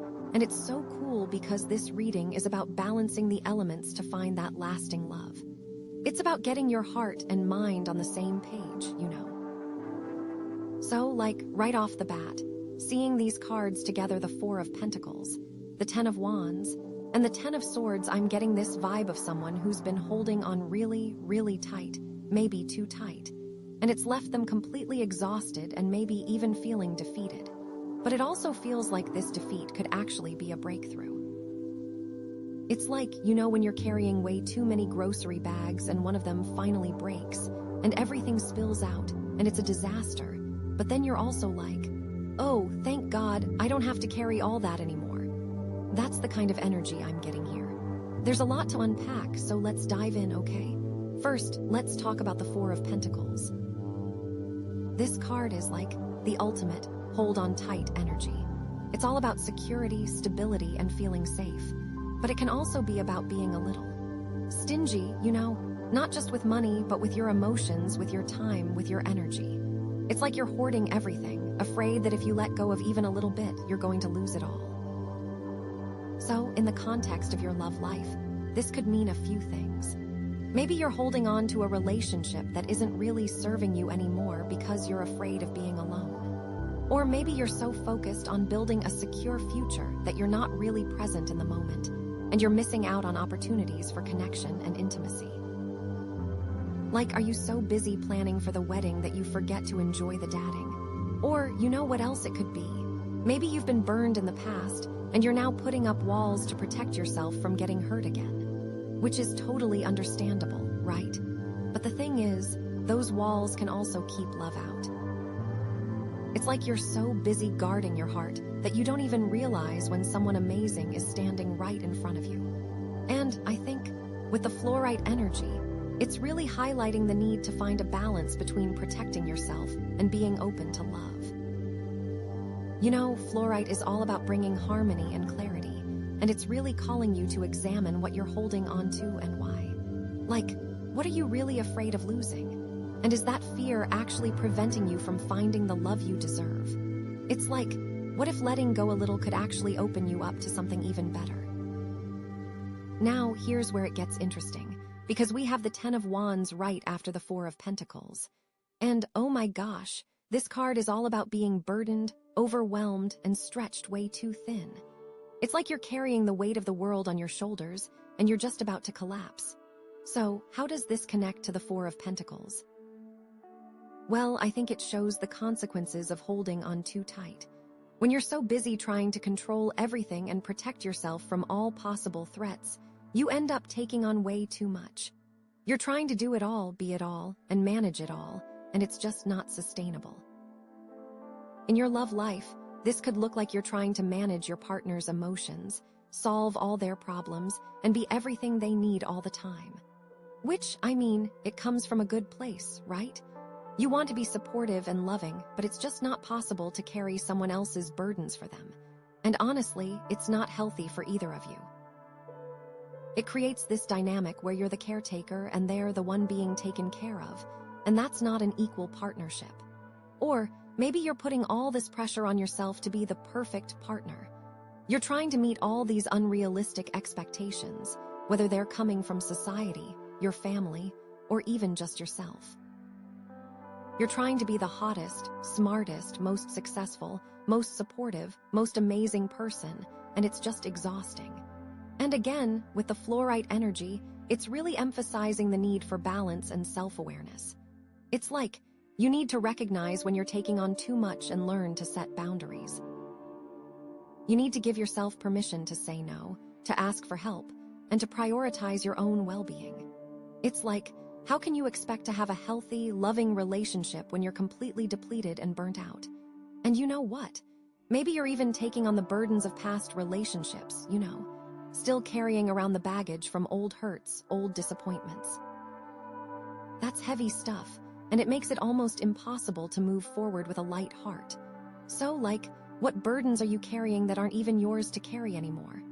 Okay, so now we get to the Ten of Swords, which I'm not gonna lie, it looks pretty scary. 10 swords in the back, it definitely looks like the worst has happened, right? It's like total defeat, rock bottom, the end of the line. But you know what? I actually think this card can be really hopeful, especially in the context of this reading. Because sometimes, the only way to move forward is to let go of what's holding you back, even if it hurts. And with the Ten of Swords, it's like that holding on, that burden, has finally reached its breaking point. It's like that moment when the grocery bag finally rips and everything spills out. It's messy, it's chaotic, but it's also freeing. So, in your love life, this could mean the end of a relationship that just wasn't working. Or maybe it's the end of a pattern of behavior that was sabotaging your chances of finding love. Like maybe you finally realized that you can't control everything, that you can't fix everyone, and that you deserve to be with someone who loves you for who you are, not for who you're trying to be. Or, you know what else it could be? Maybe it's just a wake-up call. Like, you've been running on fumes for so long, and this is the universe's way of saying, okay, enough is enough. You need to stop, rest, and reassess. It's like, sometimes you have to hit rock bottom to realize what's truly important and to start building your life on a stronger foundation. And oh my gosh, going back to that fluorite energy, this is where it all comes together. Because fluorite is not just about harmonizing and balancing, it's also about clarity and transformation. It helps you see things from a new perspective, to release old patterns, and to embrace new possibilities. So, with the Ten of Swords and the fluorite, it's like this ending, this defeat, is actually an opportunity for a fresh start. It's a chance to let go of the burdens you've been carrying, to release the need for control, and to open yourself up to a love that is more aligned with your true self. It's like, you've been through the darkness, you've hit rock bottom, but now you have the chance to rise from the ashes, stronger and wiser than before. You have the chance to create a love life that is based on authenticity, vulnerability, and mutual respect, not on fear, control, and unrealistic expectations. So really, like, what if this ending is actually the beginning of something amazing?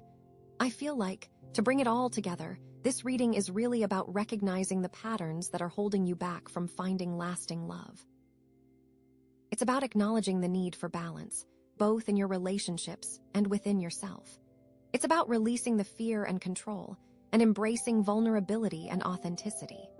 The Four of Pentacles shows the tendency to hold on too tight. The Ten of Wands shows the burden of trying to do it all, and the Ten of Swords shows the potential for transformation and renewal. And with the fluorite energy, it's all about finding that harmony and clarity to move forward with confidence and grace. So, like, what's the biggest takeaway here? I think it's that you have the power to create the love life you desire, but it starts with letting go of what no longer serves you and embracing the possibilities that lie ahead. It starts with harmonizing your heart and mind and trusting that the universe has your back. I think that is really beautiful. But like, how do you actually do that? What are some practical steps you can take to release those old patterns and create a more balanced and fulfilling love life? Oh my gosh, okay, so after all of that like heavy energy, we pull the sun. The sun. Are you kidding me? This is like the most amazing card we could have gotten right now. Seriously. It's like after the storm, the sun finally comes out, you know? I'm like genuinely so excited for you right now. So like, let's connect this back to the other cards, right? We had the Four of Pentacles, that feeling of holding on so tight, then the Ten of Wands being completely burdened, and then the Ten of Swords, which felt like the end, but also a fresh start. And now the sun, it's like everything has shifted. All that darkness, all that weight, it's finally lifting. You're stepping into the light, girl. Okay, so what does this actually mean for your love life? Well, I think it could mean a few different things. First of all, it could definitely mean a new relationship is on the horizon. Like, after releasing all that baggage, you're finally open to attracting someone who is truly good for you. Someone who brings you joy, who makes you laugh, and who sees you for the amazing person you are. It's like you've cleared out all the clutter, and now there's space for someone new to come in and brighten up your life.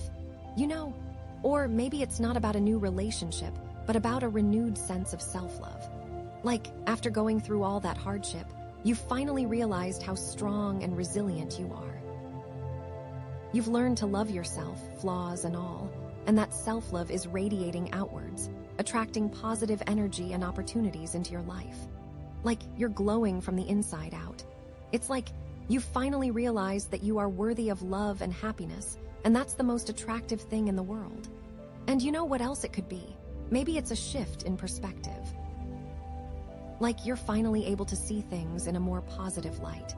You're not dwelling on the past. You're not worrying about the future. You're just enjoying the present moment and appreciating all the good things in your life. It's like you've taken off those dark glasses and you're finally seeing the world in all its vibrant colors. You're seeing the beauty in everything, even the little things, and that's making you feel so much lighter and happier. I definitely think that this card is emphasizing the importance of self-love and optimism. Like, you can't expect to attract a healthy, loving relationship if you don't love yourself first. You have to believe that you deserve happiness, and you have to be open to receiving it. The sun is all about radiating positivity, so the more you focus on the good things in your life, the more good things will come your way. It's like the universe is reflecting back to you what you're putting out there.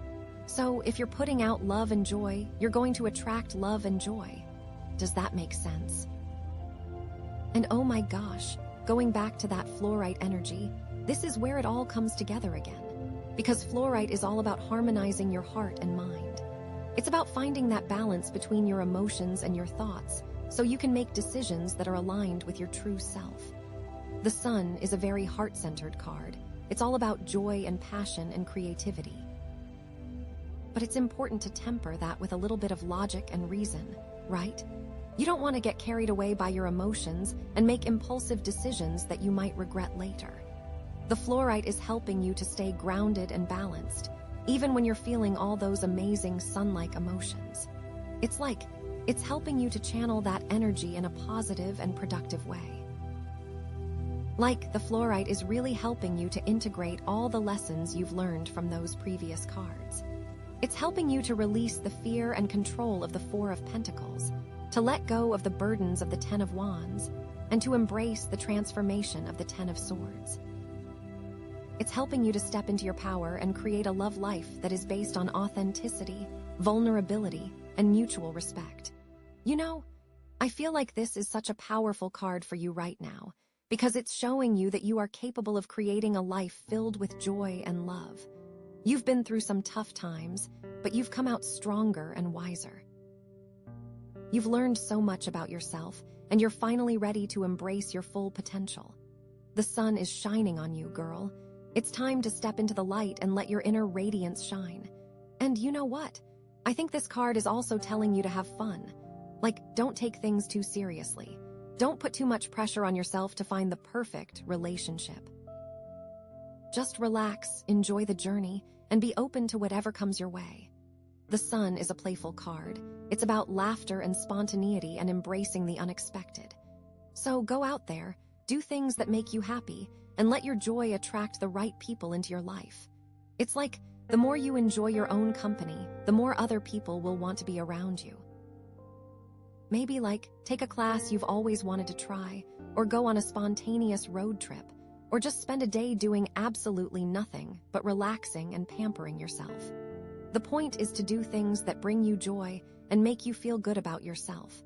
And honestly, I feel like this card is giving you permission to be a little selfish.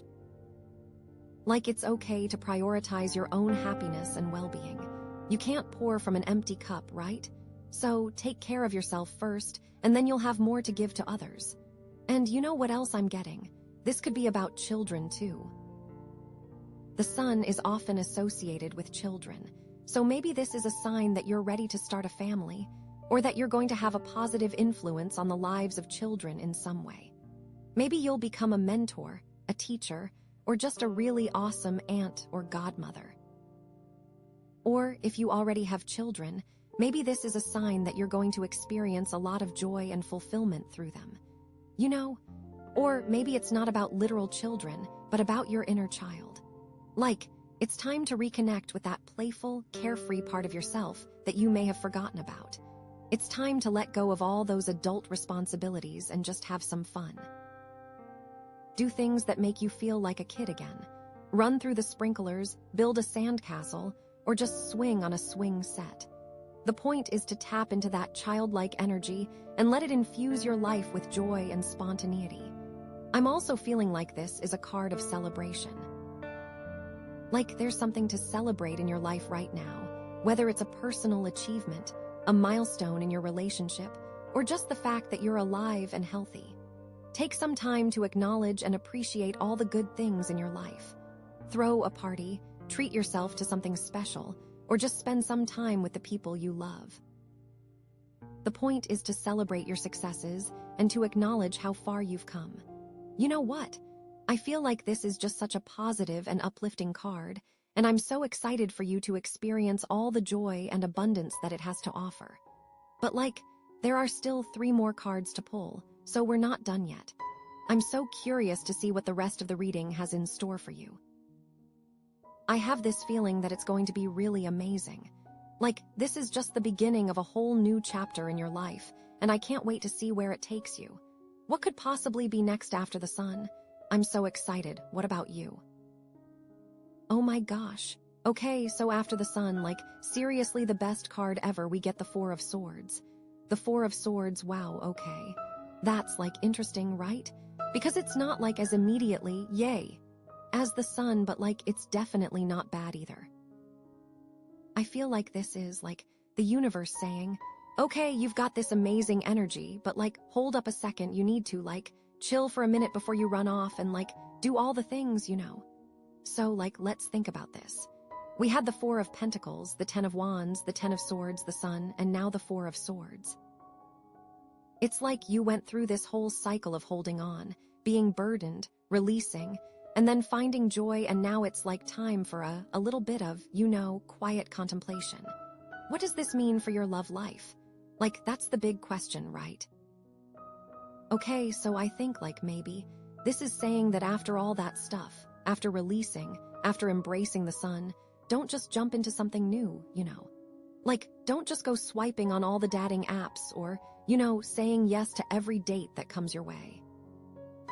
It's take some time to actually process everything you've been through and really get clear on what you want and what you need in a relationship, It's you've cleared out all the clutter, you've made space for something new, but now you need to really think about what you want to fill that space with. Does that make sense? And I feel the 4 of Swords is all about rest and reflection. It's about taking a step back from the chaos of the world and just going inward for a little while. It's you've been through a lot, you deserve to just chill and recharge your batteries. And you know what? I think this is especially important because of the Fluorite energy. Remember, we pulled the Fluorite pyramid, and it's all about harmonizing and balancing, right? So you don't want to just swing from one extreme to the other. You don't want to go from being super stressed and burdened to totally manic and over the top with excitement. It's you need to find that middle ground, that balance where you can enjoy the joy of the sun without losing yourself in it, So the 4 of Swords is helping you to do that. It's helping you to integrate all the lessons you've learned and to really connect with your inner wisdom. It's you already have all the answers you need, but you need to quiet your mind so you can actually hear them. MMMHMM. Okay, so practically speaking, what does this actually look like? How do you actually, rest and reflect in the context of your love life? Well, I think it could mean a few different things. Maybe it means taking a break from dating for a little while. Just deleting the apps, saying no to dates, and focusing on yourself for a bit. Or, maybe it means spending some time alone, just doing things that you enjoy and that make you feel good about yourself. Maybe you take a yoga class, or you go for a hike in nature, or you just curl up with a good book and a cup of tea. The point is to, disconnect from the outside world and reconnect with your inner self, And I think, too, it could mean, journaling or meditating or just, spending some time in quiet contemplation. Really thinking about what you want in a relationship and what you're willing to compromise on, It's what are your non-negotiables? What are the things that you absolutely have to have in a partner? And what are the things that you can be a little more flexible about? It's you need to get really clear on your values and your needs so you can attract someone who is truly compatible with you. And you know what else? Maybe it's about forgiving yourself and others for past hurts. letting go of any resentment or anger that you're still holding on to and moving forward with a clean slate, It's like you can't really fully embrace the joy and optimism of the sun if you're still carrying around all that baggage from the past. So, the Four of Swords is giving you the space and time to heal and to release all that stuff so you can move forward with a lighter heart. And oh my gosh, going back to the fluorite energy again, this is so important. Because fluorite is all about clearing away negativity and promoting clarity of thought, right?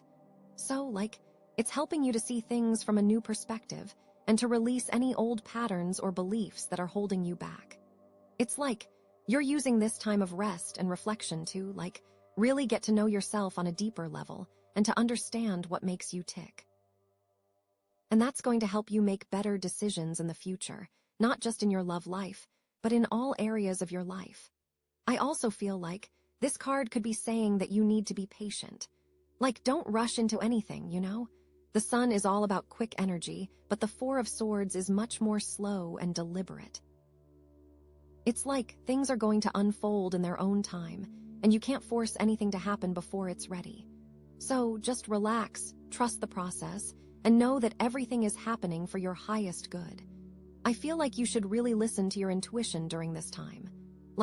Pay attention to your gut feelings and your inner guidance. Your intuition is always speaking to you, but it can be hard to hear when you're stressed or overwhelmed. So, the Four of Swords is giving you the opportunity to quiet your mind and to really tune into your inner voice. It's what is your intuition telling you about your love life? What is it telling you about the kind of partner you should be with? What is it telling you about the next steps you should take? It's you have all the answers within you, you just need to listen. I also kind of feel like maybe this is also about protecting your energy. Being careful about who you let into your life and who you spend your time with, It's you've been through a lot, and you need to surround yourself with people who are supportive and uplifting, not people who are going to drain your energy or bring you down.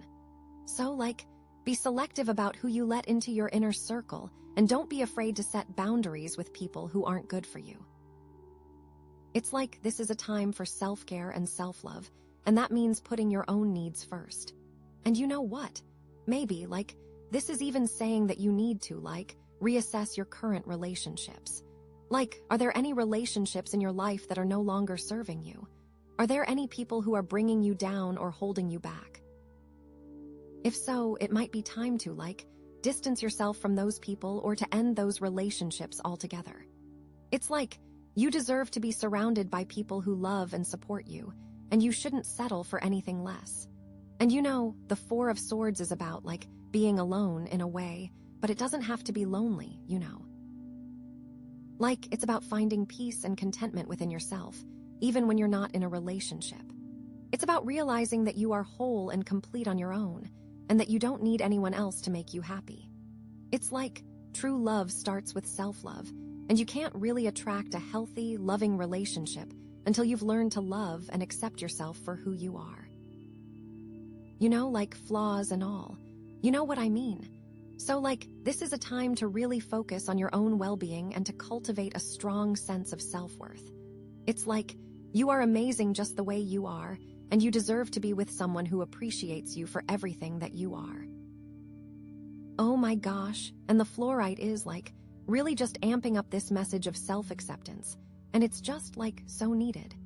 I think this Four of Swords is so key, because it's don't let the excitement of the sun make you forget about all the lessons you learned from the Ten of Swords, right?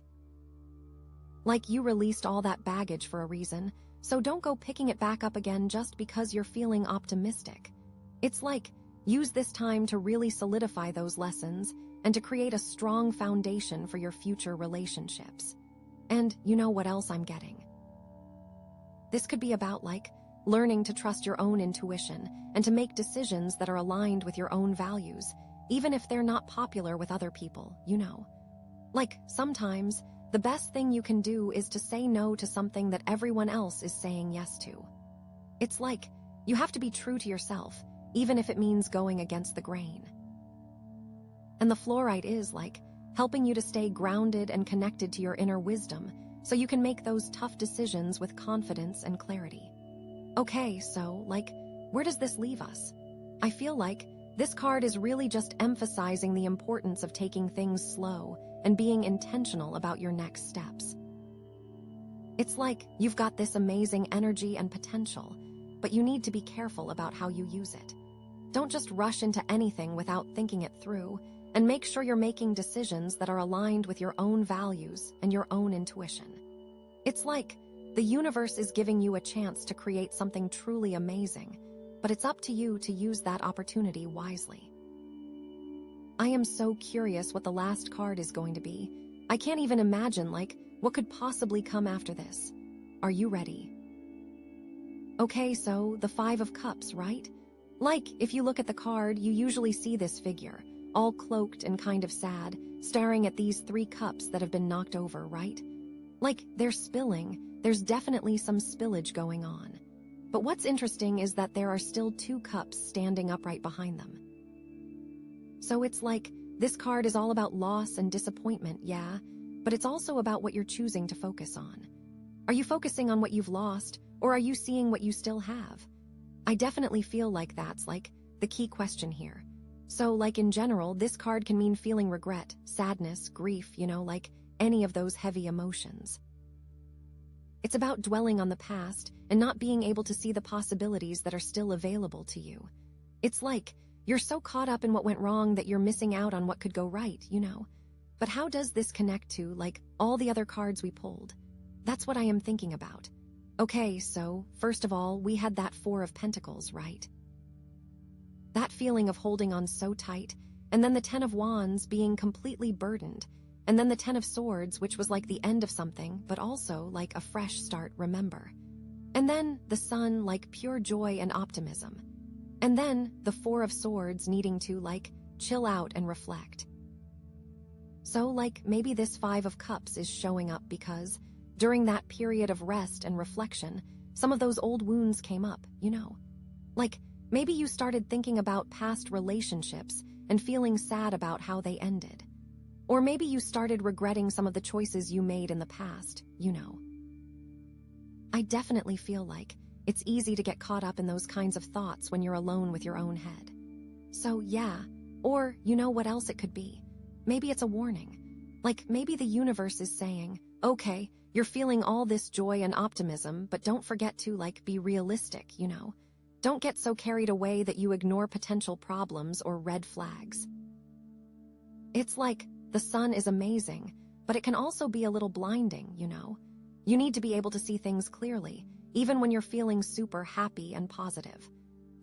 Maybe you're so excited about a new relationship that you're ignoring some potential issues that are starting to surface. In terms of your love life, this could mean a few different things, right? Maybe you're still hung up on an ex, even though you know it's over, You're still thinking about them and wishing things could have been different. And that's preventing you from fully moving on and opening yourself up to new possibilities. Are you spending too much time looking at their social media or, replaying old memories in your head? I think with the Fluorite, it's really asking you to examine those feelings and to release them so you can move forward. Or, what else it could be? Maybe you're in a relationship, but you're feeling disappointed because it's not living up to your expectations, Maybe you had this idea of what the relationship would be like, and it's just not matching up with reality. And that's making you feel sad and resentful, Are you comparing your relationship to other people's relationships on social media? Or are you holding your partner to unrealistic standards? It's so easy to do, right? But the 5 of Cups is asking you to focus on what's good in your relationship and to appreciate what you have, rather than dwelling on what's missing. And maybe, actually, this is about that thing we discussed when we saw the 10 of Swords. Maybe you are still focusing on the negative of the endings and not seeing them as, a good and necessary thing. Maybe you're still viewing those old relationships ending as failures, rather than, lessons learned or opportunities for growth, Are you beating yourself up for past mistakes? Or are you learning from them and using them to make better choices in the future? I really think this is what the Fluorite is saying to work on. Because the crystal is about harmonizing and balancing, and you can't really do that if you're still stuck in the past, you know. Or, could it be that you're afraid of getting hurt again, so you're kind of like sabotaging your chances of finding love? Like, maybe you're pushing people away or avoiding getting too close because you're afraid of being disappointed again, you know? Like, are you putting up walls to protect yourself? Or are you being emotionally unavailable? It's a totally normal reaction to past hurts, but it can also prevent you from finding the love you deserve. Maybe it is time to, journal about these feelings. And I really think that is where the Four of Swords comes into play here. Because that card was all about taking a break and reflecting.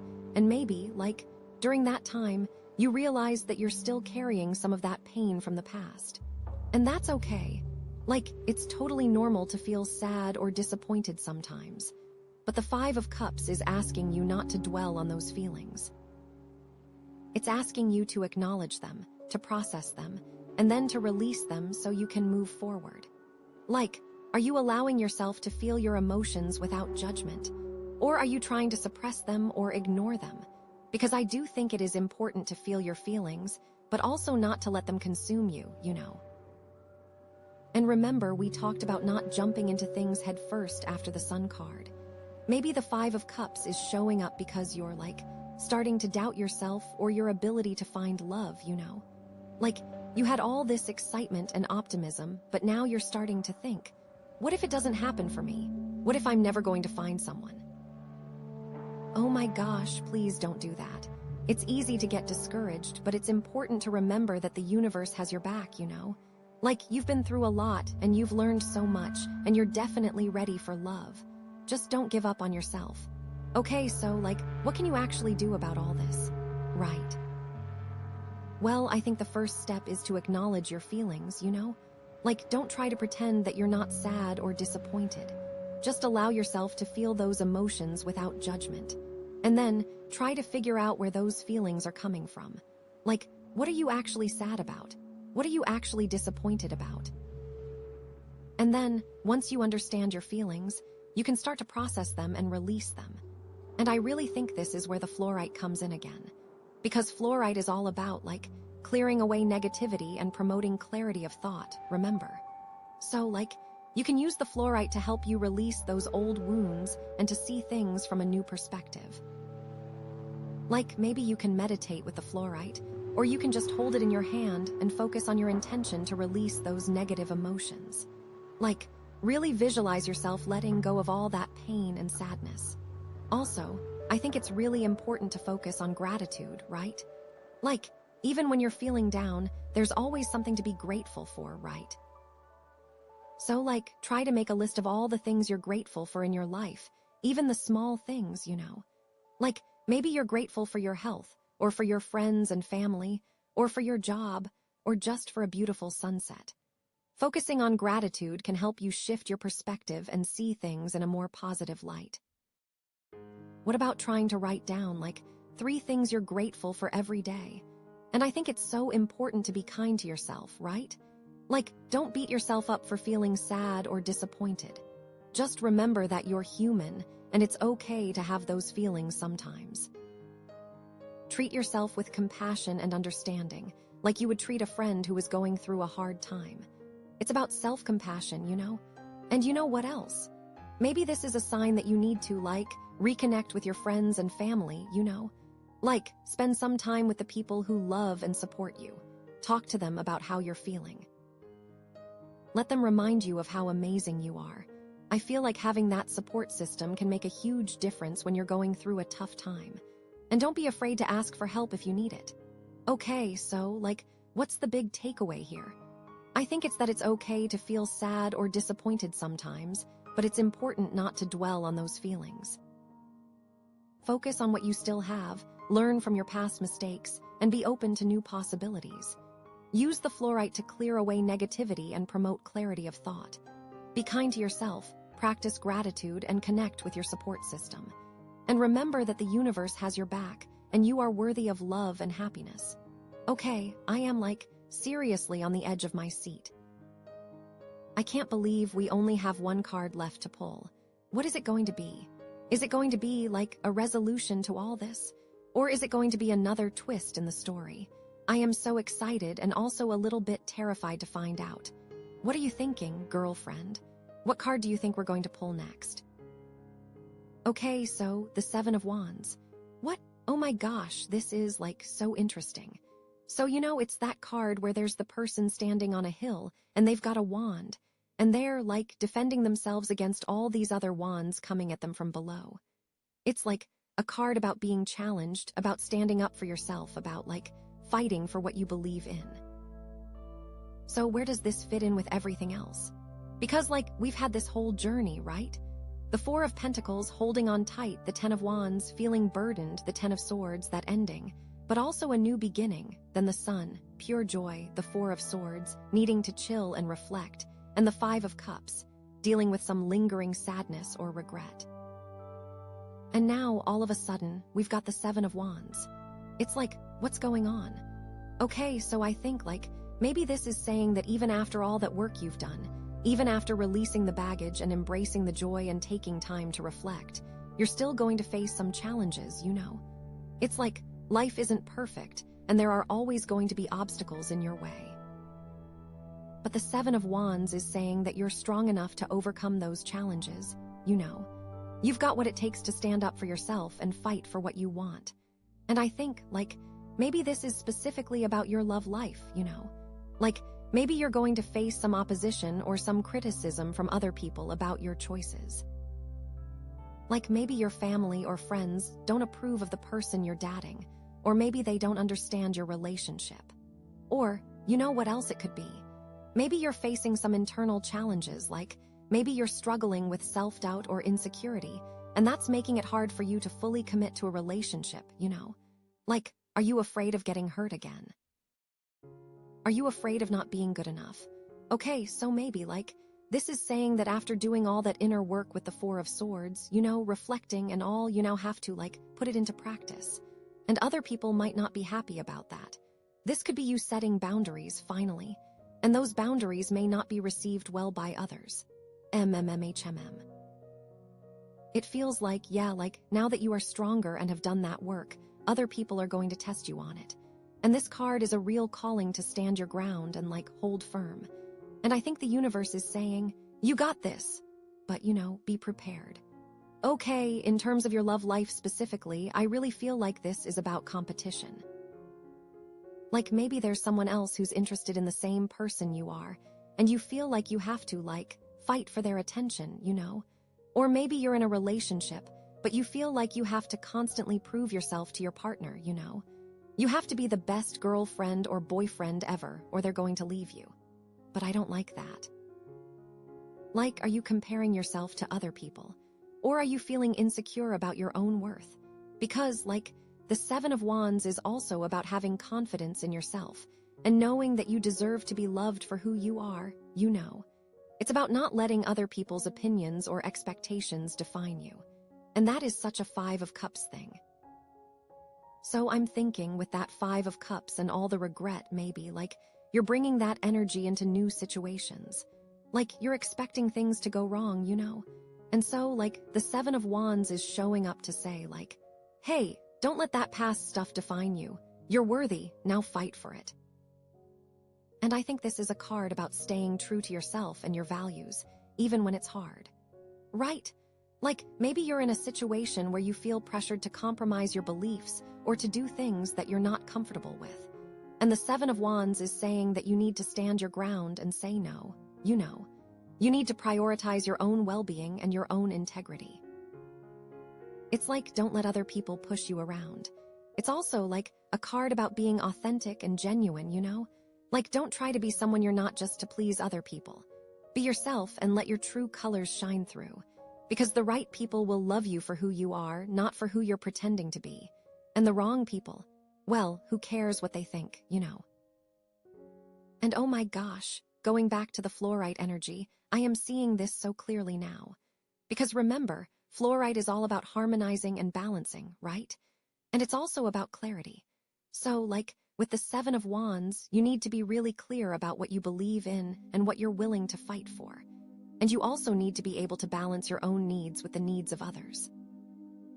It's not about being selfish or aggressive. It's about being assertive and confident, you know. It's about standing up for yourself in a way that is both respectful and effective. Like, maybe you need to have a difficult conversation with someone, but you want to do it in a way that doesn't escalate the situation, you know.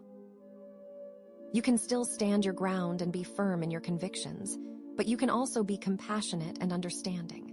Also, I kind of feel like the fluorite is helping you to see things from other people's perspectives, you know. Like, maybe you're in a conflict with someone, and you're only seeing things from your own point of view. The fluorite can help you to step back and see things from their side, which can make it easier to find a resolution that works for everyone.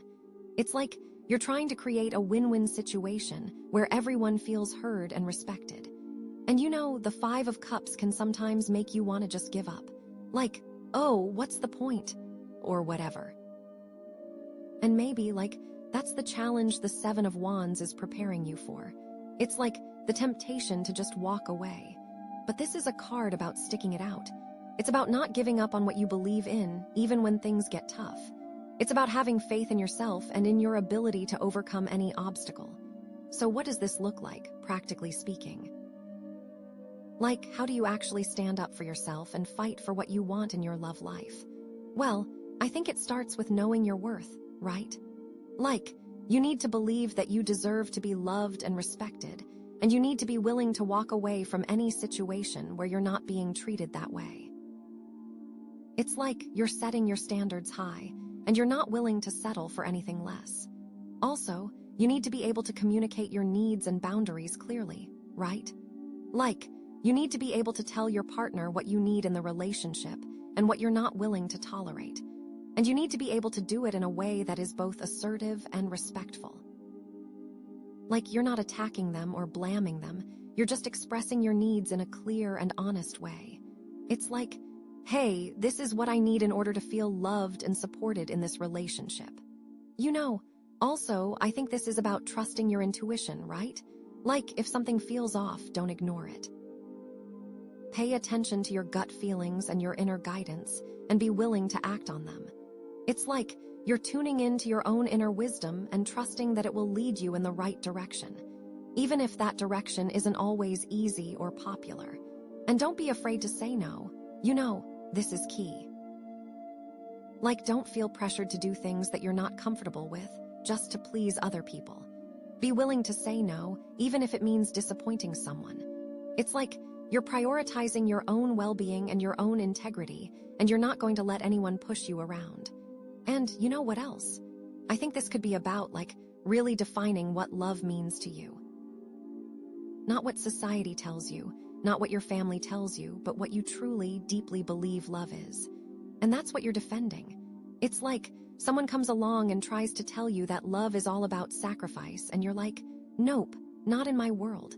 In my world, love is about mutual respect and support. You know, and you're not afraid to stand up for that. Okay, so, like, where does this leave us? I feel like this card is really just emphasizing the importance of standing your ground and fighting for what you believe in, even when it's hard. It's like you've got the strength and the courage to overcome any challenge, and you're not afraid to use it. But you need to be clear about what you're fighting for, and you need to do it in a way that is both assertive and respectful. And you need to trust your intuition and stay true to your own values. Okay, I am seriously on the edge of my seat now. I can't believe we only have card left to pull. What is it going to be? Is it going to be a happy ending? Or is it going to be another plot twist? I am so excited and also a little bit nervous to find out. Are you ready? Oh my gosh, so, like, where do we even begin, right? I mean, this reading has been like a total journey. We started with that Four of Pentacles, feeling all closed off and guarded, like you were holding on so tight to everything. And then that Ten of Wands came along, and it was like, bam. You're carrying the weight of the world on your shoulders, totally overwhelmed and burnt out.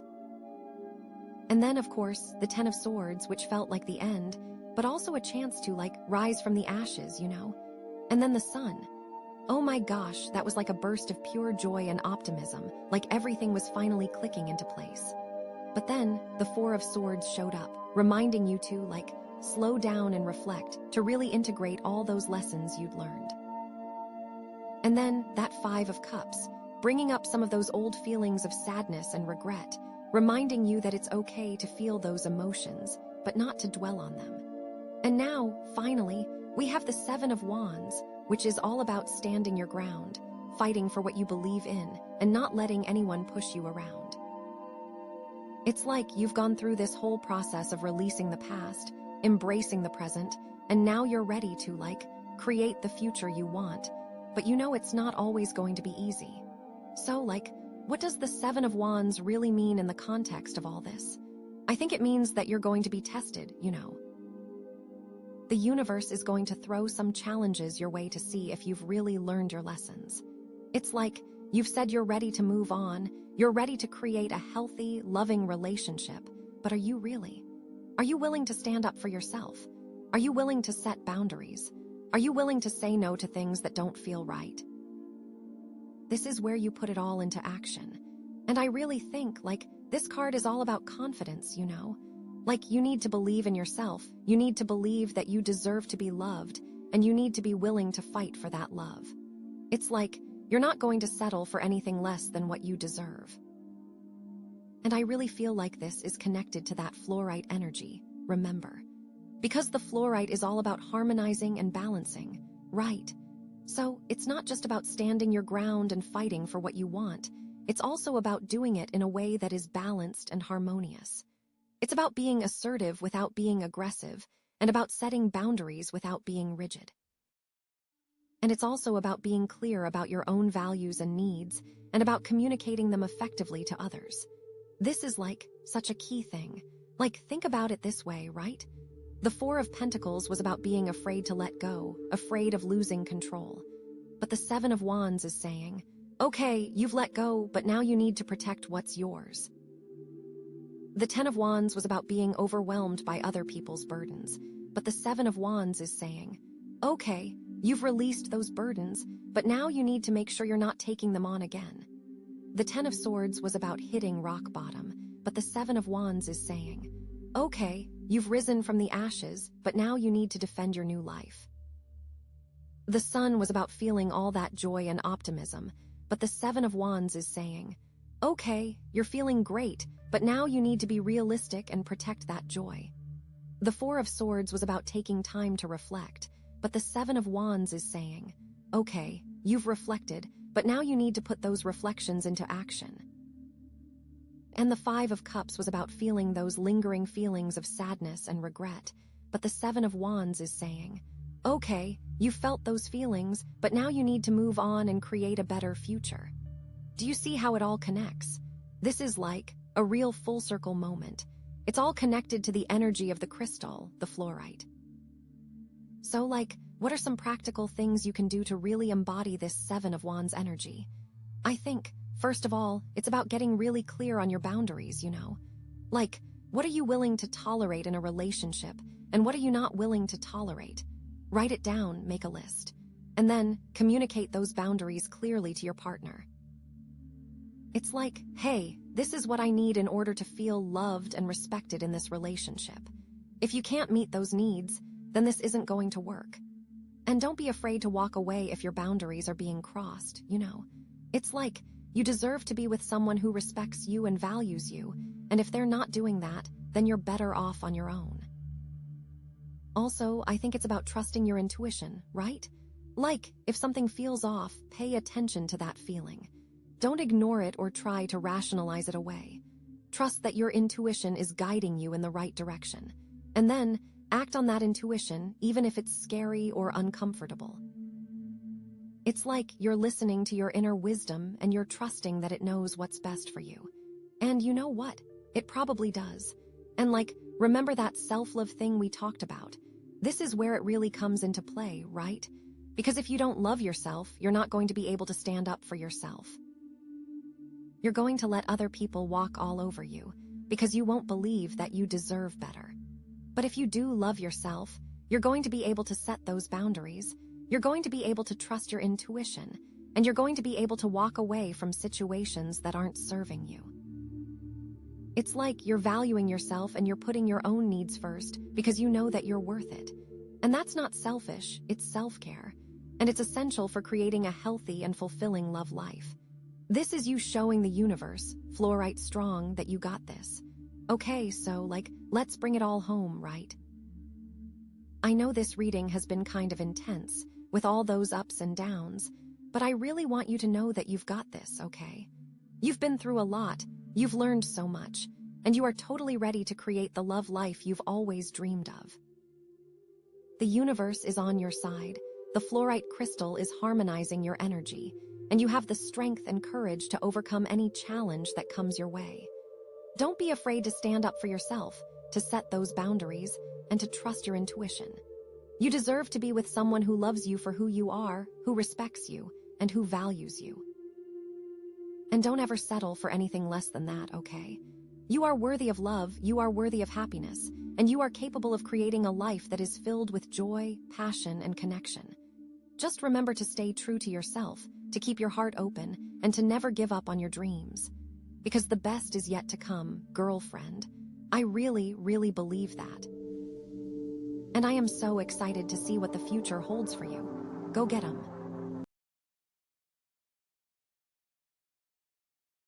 Okay, so Rhodonite Dragon. Transformative energy. This crystal is all about change, deep, fundamental shifts. And with our theme being about releasing the past to ignite a passionate future embracing the phoenix, it's like, you're not just tweaking things, you're completely reinventing yourself when it comes to love, which is so exciting. Okay, deep breath because these cards. Hugh, they tell a story. So, right off the bat, we have the devil. Now, don't freak out. The devil card isn't necessarily about, being a bad person or anything. More often than not, it's about feeling trapped, usually by your own limiting beliefs or unhealthy patterns. Think of it like those old habits you just can't seem to shake, even though you know they're not good for you. It could be anything, really. Maybe you keep attracting the same type of person, even though that type always ends up breaking your heart. Or maybe it's a fear of vulnerability that keeps you from truly connecting with someone. Are you holding on to something, an idea, a relationship, a past hurt that's actually holding you back? The devil often points to those chains we forge ourselves. It's about recognizing where you might be giving your power away, even unconsciously. And it's not about blaming yourself, okay? It's about awareness. It's about saying, okay, I see what I'm doing here and I'm ready to break free. Because, honestly, you deserve to be free. You deserve to experience love without those self-imposed limitations. What's really interesting is how this ties into that whole phoenix rising thing. The chains of the devil are what you need to burn away in order to be reborn. It's you can't rise from the ashes if you're still clinging to the things that burned you in the first place, you know. This is about recognizing those patterns, those fears, those toxic relationships, and choosing to let them go even if it's scary. Think about it this way. Maybe you have this idea in your head that you're not worthy of love, or that you're somehow flawed or unlovable. That's a chain, baby. And the devil card is showing you that it's time to break that chain. It's time to realize that you are worthy, you are lovable, and you deserve to experience a passionate, fulfilling relationship. Or, maybe you keep dating people who are emotionally unavailable, because, deep down, you're afraid of intimacy. That's another chain.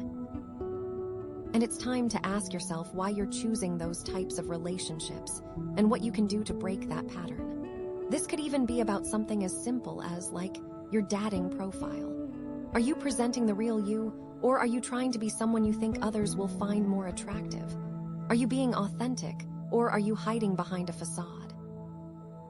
That's a form of self-imposed limitation, and it's definitely something to consider. The devil card is all about challenging those limitations and reclaiming your power. It's about recognizing that you have the ability to change your life, to break free from those chains, and to create the kind of love life you truly desire. Which leads us perfectly into the Magician. Oh, I love the Magician. This card is all about manifestation, about harnessing your inner power to create the reality you want. It's about knowing that you have all the tools you need to succeed. And after seeing the devil, the Magician is such a relief. It's Okay, we know what's holding you back. Now let's see what you can do about it. The Magician is all about action, intention, and focus. It's about taking those dreams and turning them into reality. Think of it as the ultimate get your act together card, but in a really empowering way. It's saying, you've got this. You have the skills, the resources, and the ability to make it happen. This card is pure potential, pure creative energy. The Magician understands that thoughts become things, that words have power, and that actions create results. So, how does this relate to your love life? Well, after identifying those chains from the devil, the Magician is here to help you break them. This is about consciously creating the kind of relationship you want, instead of just passively waiting for it to happen. It's about being proactive, being intentional, and being confident in your ability to attract the right person. Maybe you need to work on your communication skills. The Magician can help you find the right words to express your feelings and needs. Or maybe you need to boost your confidence. The Magician can help you tap into your inner power and believe in yourself. Or, maybe you just need to put yourself out there more. The Magician can give you the courage to go on that date, to strike up a conversation, to take a chance on love. This is also about knowing what you want in a relationship. Like, really knowing. What are your non-negotiables? What are your values? What are your dreams for the future? The Magician encourages you to get crystal clear on what you're looking for, so you can attract someone who aligns with your vision. This isn't about being picky, okay? It's about being intentional. It's about knowing your worth and refusing to settle for anything less than you deserve. Think about it. The devil showed you the limitations. Maybe a fear of vulnerability, right? So the Magician swoops in and says, okay, how can we overcome that? What tools do we have at our disposal? Maybe it's therapy, maybe it's journaling, maybe it's just practicing being more open and honest with the people in your life. Whatever it is, the Magician is here to guide you and empower you to take action. And remember the Phoenix theme. The Magician is the one who ignites the flame. You have the power to create a passionate, fulfilling love life, but you have to take the initiative. You have to be willing to put in the work, to face your fears, and to believe in yourself. This is your chance to rise from the ashes and create something truly beautiful. But there's always a catch, isn't there? Because then we have the Tower. Now I know, the Tower can be a scary card. It's often associated with sudden change, upheaval, and even destruction. But trust me, in this context, it's not necessarily a bad thing. Think of it as a necessary shakeup, a cosmic intervention that's designed to clear away the old and make way for the new.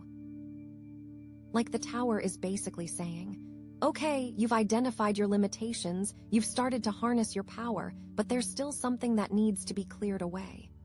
It could be a belief system, a relationship, a situation that's no longer serving you. And the Tower is going to come in and knock it down, whether you're ready or not. It's like a cosmic wrecking ball, clearing the path for something better. Now, this doesn't mean that everything is going to fall apart. It just means that something significant is going to change. It could be something internal, like a sudden shift in perspective. Or it could be something external, like a job change, a move, or even the end of a relationship. Whatever it is, it's going to be unexpected, and it might feel a little scary at first. But here's the thing. The Tower is ultimately about liberation. It's about freeing you from whatever is holding you back, even if you don't realize it. It's about creating space for new growth, new opportunities, and new possibilities. Think of it like clearing out a cluttered closet. It might be a pain in the butt to sort through everything, but once you're done, you'll have so much more space to work with. So, how does this relate to your love life? Well, maybe the Tower is going to shake up your current relationship. Maybe it's going to reveal some hidden truths or force you to confront some difficult issues. Or maybe it's going to bring the relationship to an end because it's simply not the right fit for you anymore. Or maybe the Tower is going to shake up your dating life. Maybe it's going to bring a sudden end to a casual fling, or maybe it's going to force you to reevaluate what you're looking for in a partner. Whatever it is, it's going to be unexpected, and it might feel a little jarring at first. But trust me, it's all happening for a reason. The Tower is about breaking down the structures that are no longer serving you, so you can build something stronger, more authentic, and more aligned with your true self. It's about tearing down the walls you've built around your heart, so you can finally let love in. And think about it in terms of the Phoenix Rising theme. The Tower is the fire that consumes the old, making way for the new. It's the destruction that precedes the rebirth. It's the necessary chaos that allows you to rise from the ashes, stronger and more radiant than ever before. So yeah, the devil, the magician, and the Tower. It's a roller coaster, right? But it's a roller coaster that's designed to take you to new heights of love and fulfillment. This is about breaking free from limiting beliefs, harnessing your inner power, and embracing the necessary changes that are coming your way. It's about releasing the past and igniting a passionate future. And I, for one, am so excited to see what happens next, because honestly, with these cards, anything is possible, and it feels like you're on the verge of something truly amazing, something transformative, something worthy of a phoenix rising from the ashes. Buckle up, Buttercup, because it's going to be a wild ride, but a good wild ride, you know. Like the kind of wild ride that leads to true love and happiness. Okay, so after all that drama, after the devil, the magician, and especially after the Tower, we get the Page of Cups. Like, what a sweet relief, right? It's like the universe is saying, okay, I know that was intense, but here's a little something to soothe your soul. The Page of Cups. It's all about new beginnings, innocence, and like dipping your toes into the waters of emotion. So how does this fit in with everything else that's going on? Well, after the Tower, things might feel a little raw, a little exposed. You know, like you've been stripped bare and you're not quite sure where to go from here. But the Page of Cups is like a gentle reminder that even in the midst of chaos, there's always hope for something new, something beautiful. And it's about embracing that vulnerability, that openness to experience, even when it feels scary. Remember, the devil was all about breaking free from those limitations. Maybe, just maybe, the Page of Cups is like the first step in building something new, something authentic, something that truly reflects who you are. It's like the foundation for that phoenix rising, you know? It is the first little spark. This could be a new person entering your life, someone who embodies that youthful, innocent energy. Someone who's kind, compassionate, and emotionally available. Like, think of that person who just radiates warmth. Someone who makes you feel safe and seen. This person might not be your typical type, but don't dismiss them too quickly. The Page of Cups is all about being open to new possibilities, about seeing the potential in others, even if it's not immediately obvious. Or, you know, it could be a new approach to love, a new way of relating to others. Maybe you've been guarded in the past, afraid to show your true feelings. But the Page of Cups is encouraging you to let your guard down, to be more vulnerable, to express yourself authentically. It's about embracing your emotions, even the messy ones, and allowing yourself to be truly seen and accepted for who you are. Like allowing yourself to say, hey, I'm feeling this. Being honest. And you know, it could also be a rediscovery of innocence and joy in your existing relationships. Maybe you've been bogged down by drama or negativity, and you've forgotten what it's like to simply enjoy each other's company. The Page of Cups is inviting you to reconnect with that childlike wonder, to find the fun and playfulness in your relationships again.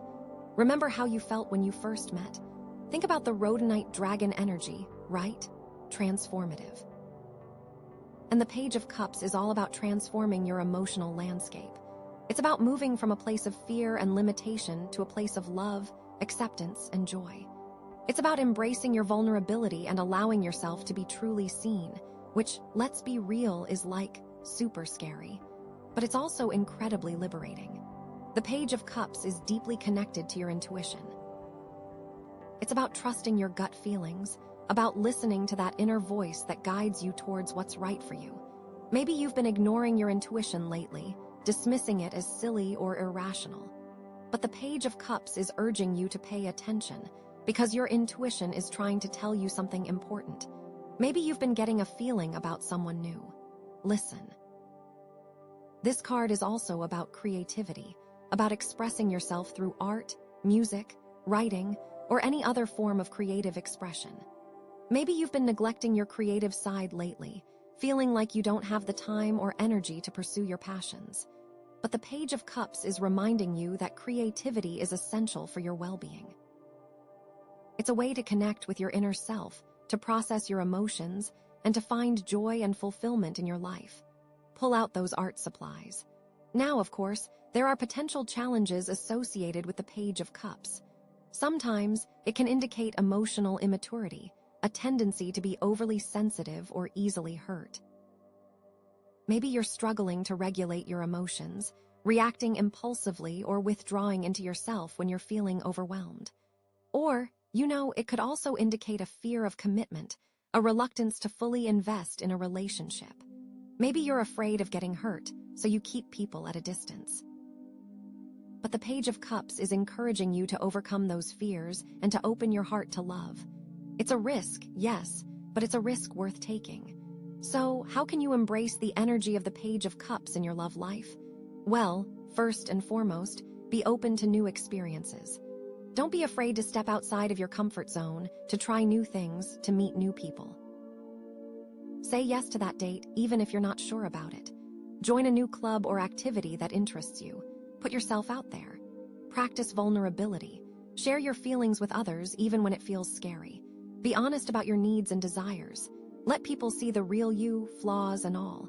This is super important because the devil was showing you all those chains. Cultivate your intuition. Pay attention to your gut feelings and trust that inner voice that guides you.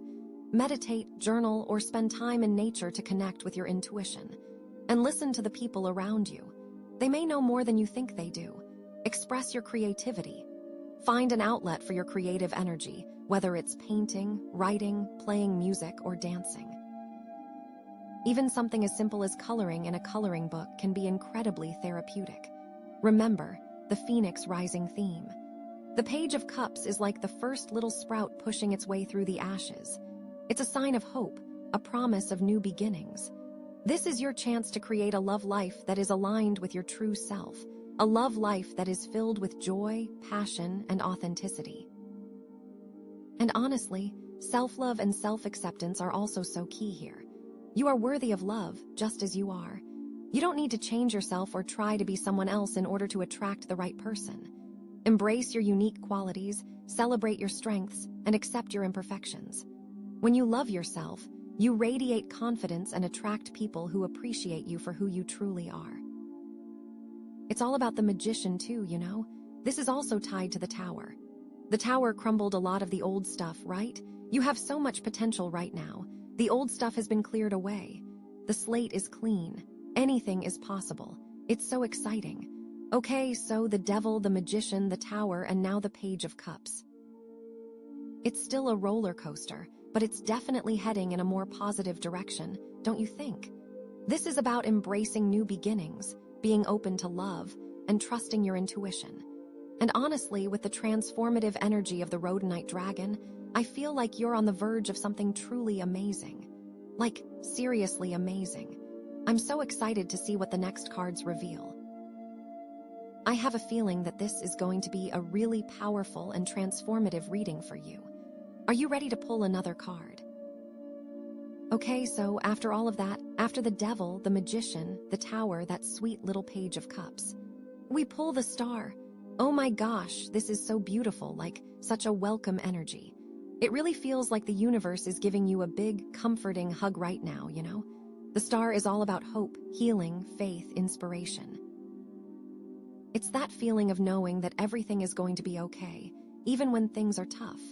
Like, after the upheaval of the Tower, after all that, the Star is like a soothing balm to your soul. Remember, the Tower can be a real shock, right? It can leave you feeling like everything's in pieces, but the Star is here to remind you that even in the darkness, there is always light. Always. This card represents a sense of peace and tranquility.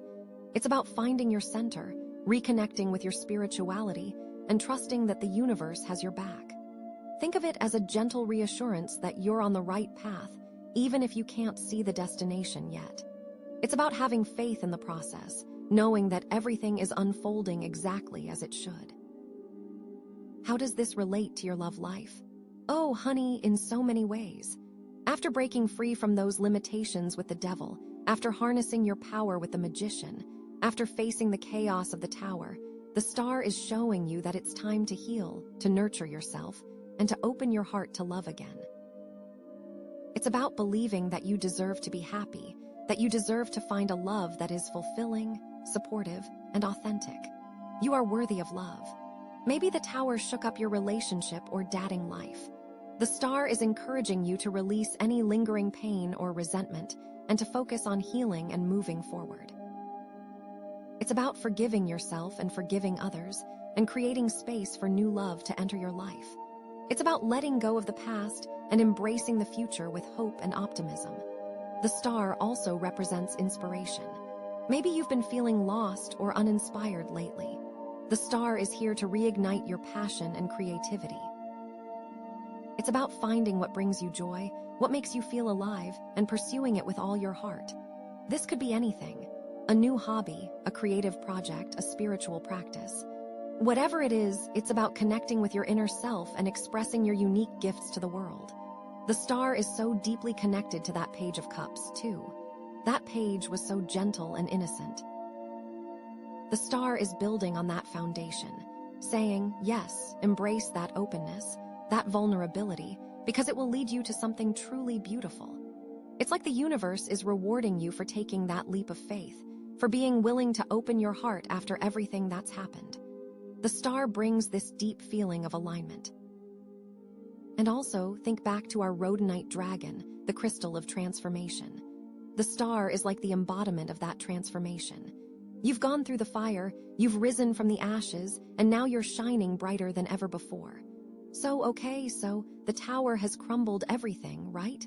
Like, it's left you feeling a little bit exposed. But the star is like wrapping you in a warm blanket, saying, it's okay, you're safe, you're loved, you're supported. This card is all about restoring your faith, not just in the universe, but in yourself. Maybe you've been doubting your ability to find love. Maybe you've been feeling like you're not good enough. But the star is here to remind you that you are absolutely worthy of love, and that the right person is out there waiting for you. And you know, the tower can bring up a lot of fear. Fear of being hurt again, fear of being vulnerable, fear of putting yourself out there. The star is helping you to release those fears and to trust that the universe will guide you towards the right path. This is the time to practice self-care, to nurture yourself, to do things that make you feel good, things that bring you joy. Take a long bath, read a good book, spend time in nature, listen to music, dance, sing. Whatever it is, make sure you're taking care of your physical, emotional, and spiritual needs. The more you nurture yourself, the more you'll radiate that beautiful star energy and attract the right kind of love into your life. Also, the star is deeply connected to hope. It is literally a beacon of light in the darkness. Even if you can't see how things are going to work out, the star is asking you to trust that they will. To believe that everything is happening for your highest good, even when it doesn't feel like it. Keep your vision clear. What kind of love do you truly desire? What kind of relationship do you dream of?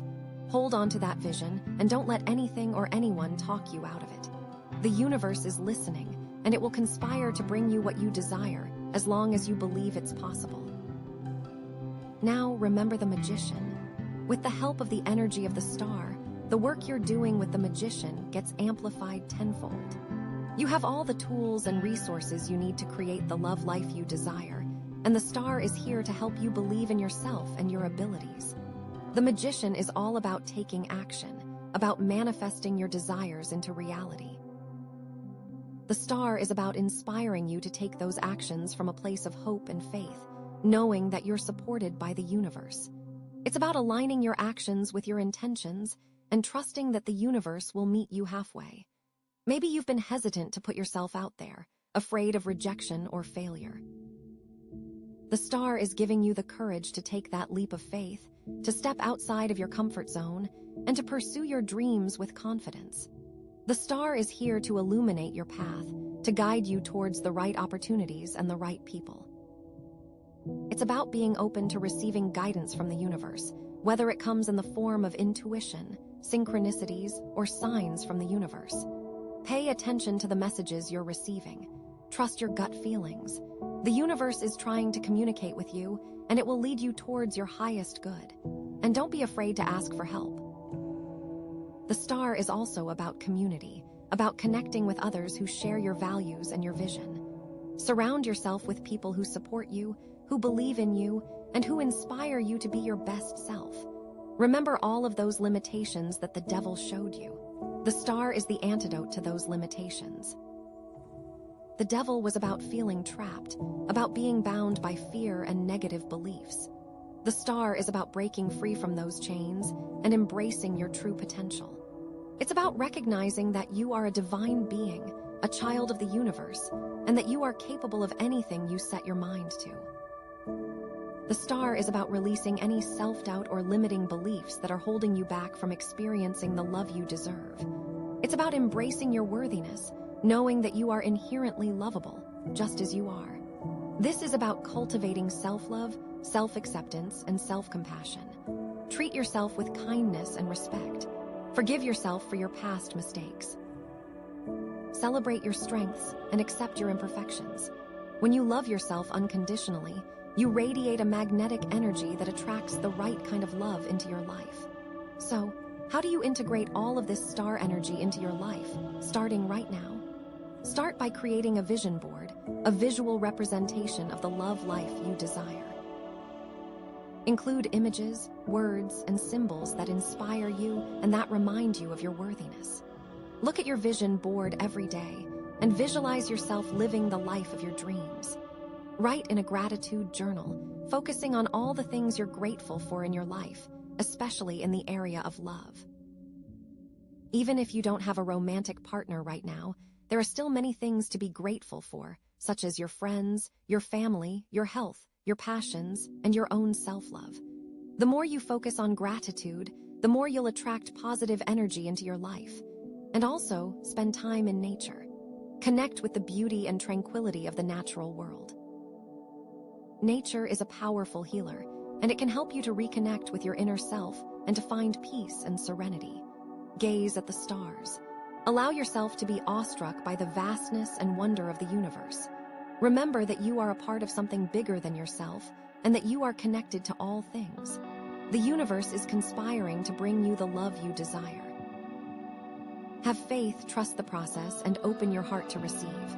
Okay, so the devil, the magician, the tower, the page of cups, and now the star. It feels like things are really starting to align, don't you think? You've gone through a lot, but you've also learned a lot.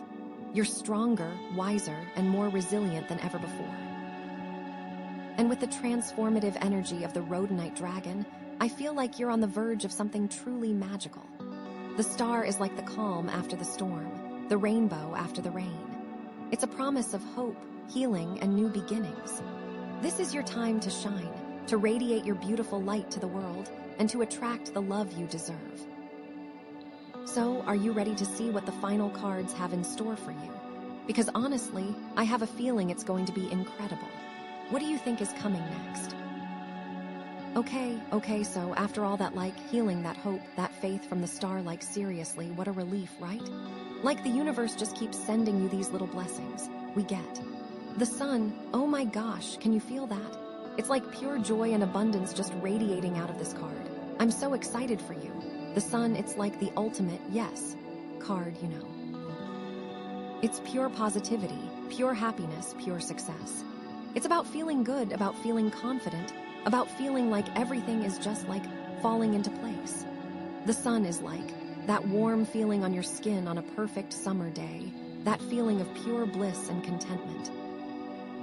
It's about celebrating life, about embracing joy, and about knowing that you deserve to be happy, which, let's be real, after everything you've been through, you totally deserve it. The sun is all about clarity. After all that confusion, after all that, turmoil from the tower and even the devil, the sun is shining its light on everything, making it clear, making it easy to see the path forward. It is so beautiful. It's about feeling confident in your decisions, about trusting your intuition, and about knowing that you're on the right track, which honestly, you are totally on the right track. You're like killing it. How does this, burst of sunshine relate to your love life? Well, oh honey, let me tell you in, a million different ways. After all that healing with the star, the sun is showing you that you're ready to shine, to attract positive experiences, and to create the kind of love life you've always dreamed of. Remember the devil, all those limitations. The sun is obliterating them. They're gone. It's poof, no more limitations, no more holding back. It's time to let your light shine. The sun is about attracting positive attention. People are drawn to your warmth, your confidence, and your joy. It's about being yourself, authentically and unapologetically. And when you're being yourself, you attract people who appreciate you for who you truly are. The sun is such a radiant energy. And also, the sun shows that you're attracting healthy relationships that are built on mutual respect, trust, and support. It's about finding someone who celebrates your successes, who supports you through your challenges, and who loves you for who you are, flaws and all. This is such a powerful card for manifestation. The sun is all about bringing your dreams into reality. It's about setting clear intentions, visualizing your desired outcome, and taking action towards your goals. It's like all that work you were doing with the magician. The sun is amplifying it. It's making it even more powerful. You're like a manifestation machine right now. You're attracting so much goodness into your life. This is such a green light to move forward with confidence and optimism, knowing that the universe is supporting you every step of the way. Embrace that, girl. Now, let's talk about potential challenges, because, there's always a little shadow, right? Even with the sun. Sometimes the sun can indicate a tendency to be overly optimistic, to ignore potential problems, or to be a little bit naive. It's important to stay grounded and to be realistic, even when you're feeling good. The tower really took you down, but I think now you are ready to move on, and to not get bogged down with other people's troubles. That's not on you. Or sometimes, the sun can indicate a fear of darkness, a reluctance to face your shadow side, or a tendency to suppress negative emotions. It's important to remember that it's okay to feel sad, angry, or afraid sometimes. Those emotions are part of being human, and when you acknowledge and process them, you can move forward with greater clarity and authenticity. Don't, suppress everything. You're allowed to feel things, remember that. But honestly, most of the time, the sun is just pure, unadulterated goodness. So let's focus on the positive, shall we? And this is connected to that page of cups, that sweet little new beginning. The sun is the full bloom of that new beginning. It's the potential of that page is now being realized. It's everything is coming together in a beautiful way. Embrace it, girl. Let's bring this all back to our theme, embracing the phoenix, releasing the past to ignite a passionate future, and our crystal, the Rhodonite dragon, which is transformative energy. The sun is the ultimate symbol of that passionate future. It's the fire that ignites your soul, the energy that drives you forward, and the joy that makes it all worthwhile. Remember, the phoenix rises from the ashes, stronger and more radiant than ever before. The sun is showing you that you've successfully navigated the flames, you've learned from your experiences, and you're ready to soar to new heights. You are the phoenix, baby. Embrace your power. Let your light shine, and trust that the universe is conspiring to bring you the love and happiness you deserve. The sun is showing you that you're worthy of love, of happiness, of success. You don't need to change yourself. You don't need to prove yourself. You just need to be yourself and let your light shine. This is such a good place to be. Also, remember that the sun is all about abundance in all areas of your life. It's not just about romantic love. It's about self-love. It's about friendship. It's about creativity. It's about financial abundance. It's about feeling grateful for all the blessings in your life. Focus on cultivating gratitude. Keep a gratitude journal. Write down 3 things you're grateful for every day. This will help you to attract even more positive energy into your life. Visualize your ideal future. Close your eyes and imagine yourself living the life of your dreams, surrounded by love, joy, and abundance. Feel the emotions of gratitude, happiness, and excitement. This will help you to manifest your desires into reality. Practice self-care. Take care of your physical, emotional, and spiritual needs. Eat healthy foods, exercise regularly, get enough sleep. Spend time in nature, meditate, and do things that bring you joy. When you take care of yourself, you radiate a positive energy that attracts positive experiences into your life. And you're ready to take that next step. This is all building up to something so magical. I just know it. The sun is such a positive card to get. And also, don't be afraid to take risks. The sun is encouraging you to step outside of your comfort zone, to try new things, and to pursue your passions with all your heart. This is your time to shine. This is your time to take action. This is your time to create the love life you've always dreamed of. With the sun illuminating your path, you can move forward with confidence and optimism, knowing that the universe is supporting you every step of the way. This is all about self-love. So, the devil, the magician, the tower, the page of cups, the star, and now the sun. Can you believe this journey? It's like a whole novel in tarot cards. We've gone from feeling trapped and limited to feeling free, empowered, and joyful. You've released the past, you've ignited your passionate future, and you're ready to embrace all the love and abundance that the universe has to offer. I cannot wait to see what this last card is. Okay, so after all that sunshine and happiness, after the sun, like radiating all over the place, it's time to see what else the universe has in store for you. What's next on this journey? Drum roll, please, and we have the King of Wands. Okay, wow, this is such a powerful card, and it really feels like you are stepping into your power, like fully and completely. After all that emotional stuff we saw, the King of Wands is all about leadership, vision, passion, and confidence. It's like you're not just feeling good like with the sun. You're actually taking charge and making things happen. It's like you're not just receiving the good vibes, you're generating them, you know? The sun was beautiful, but this is about embodying that energy, owning it. The King of Wands knows what he wants, and he's not afraid to go after it. He's a natural leader, inspiring others with his enthusiasm and his vision. So, how does this king fit in with everything else we've seen so far? Well, think about it. The devil was about breaking free from those limitations, right? And the King of Wands is like the embodiment of that freedom. You're no longer held back by fear or self-doubt. You're ready to take risks and to pursue your dreams with passion and confidence. And remember the magician. That card was all about manifesting your desires. The King of Wands takes that energy to the next level. It's not just about having the tools. It's about using them effectively, about taking decisive action to create the reality you want. Then we had the Tower, which, you know, was a bit of a shake-up. The King of Wands is about rebuilding after that chaos, creating something even stronger and more resilient. It's about taking what you learned from those experiences and using it to build a better future. Also, the Page of Cups showed us the start of something new. The King of Wands is like nurturing that seed, helping it grow into something beautiful and strong. It is the maturity of that energy. It's so powerful. We also had the Star, which was all about hope and healing.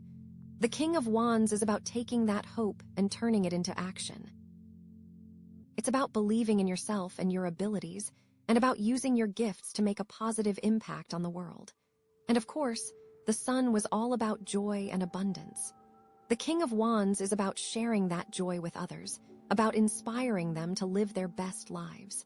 You know, it's about being a beacon of light in the world, a source of positivity and inspiration. The King of Wands can show up in different ways. It is time to consider how this card might show up for you, right? In your career, it could mean taking on a leadership role, starting your own business, or pursuing a project that you're truly passionate about. It's about being a visionary, about having the courage to bring your ideas to life, and about inspiring others to join you on your journey. Or, you know, maybe it's about just finally speaking your mind at work, like being assertive and confident in your opinions. In your creative life, the King of Wands could mean diving into a new project, expressing yourself authentically, and sharing your gifts with the world.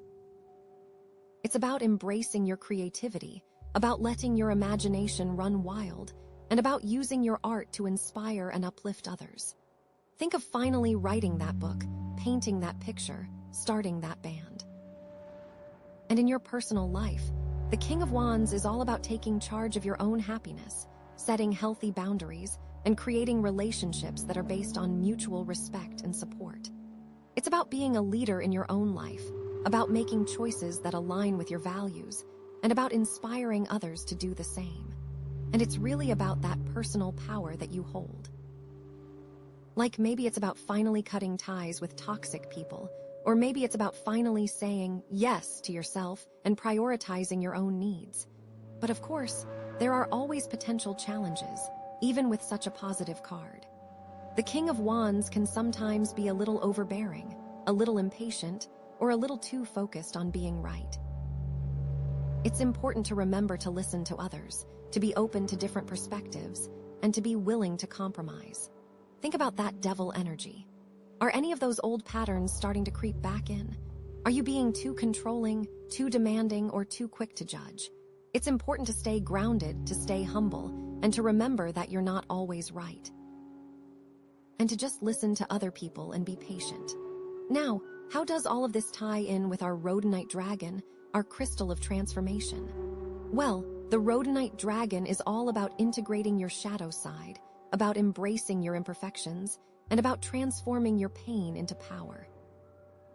The King of Wands is about expressing your authentic self, but it's also about being mindful of your impact on others. It's about using your power for good, about inspiring and uplifting others, and about creating a positive change in the world.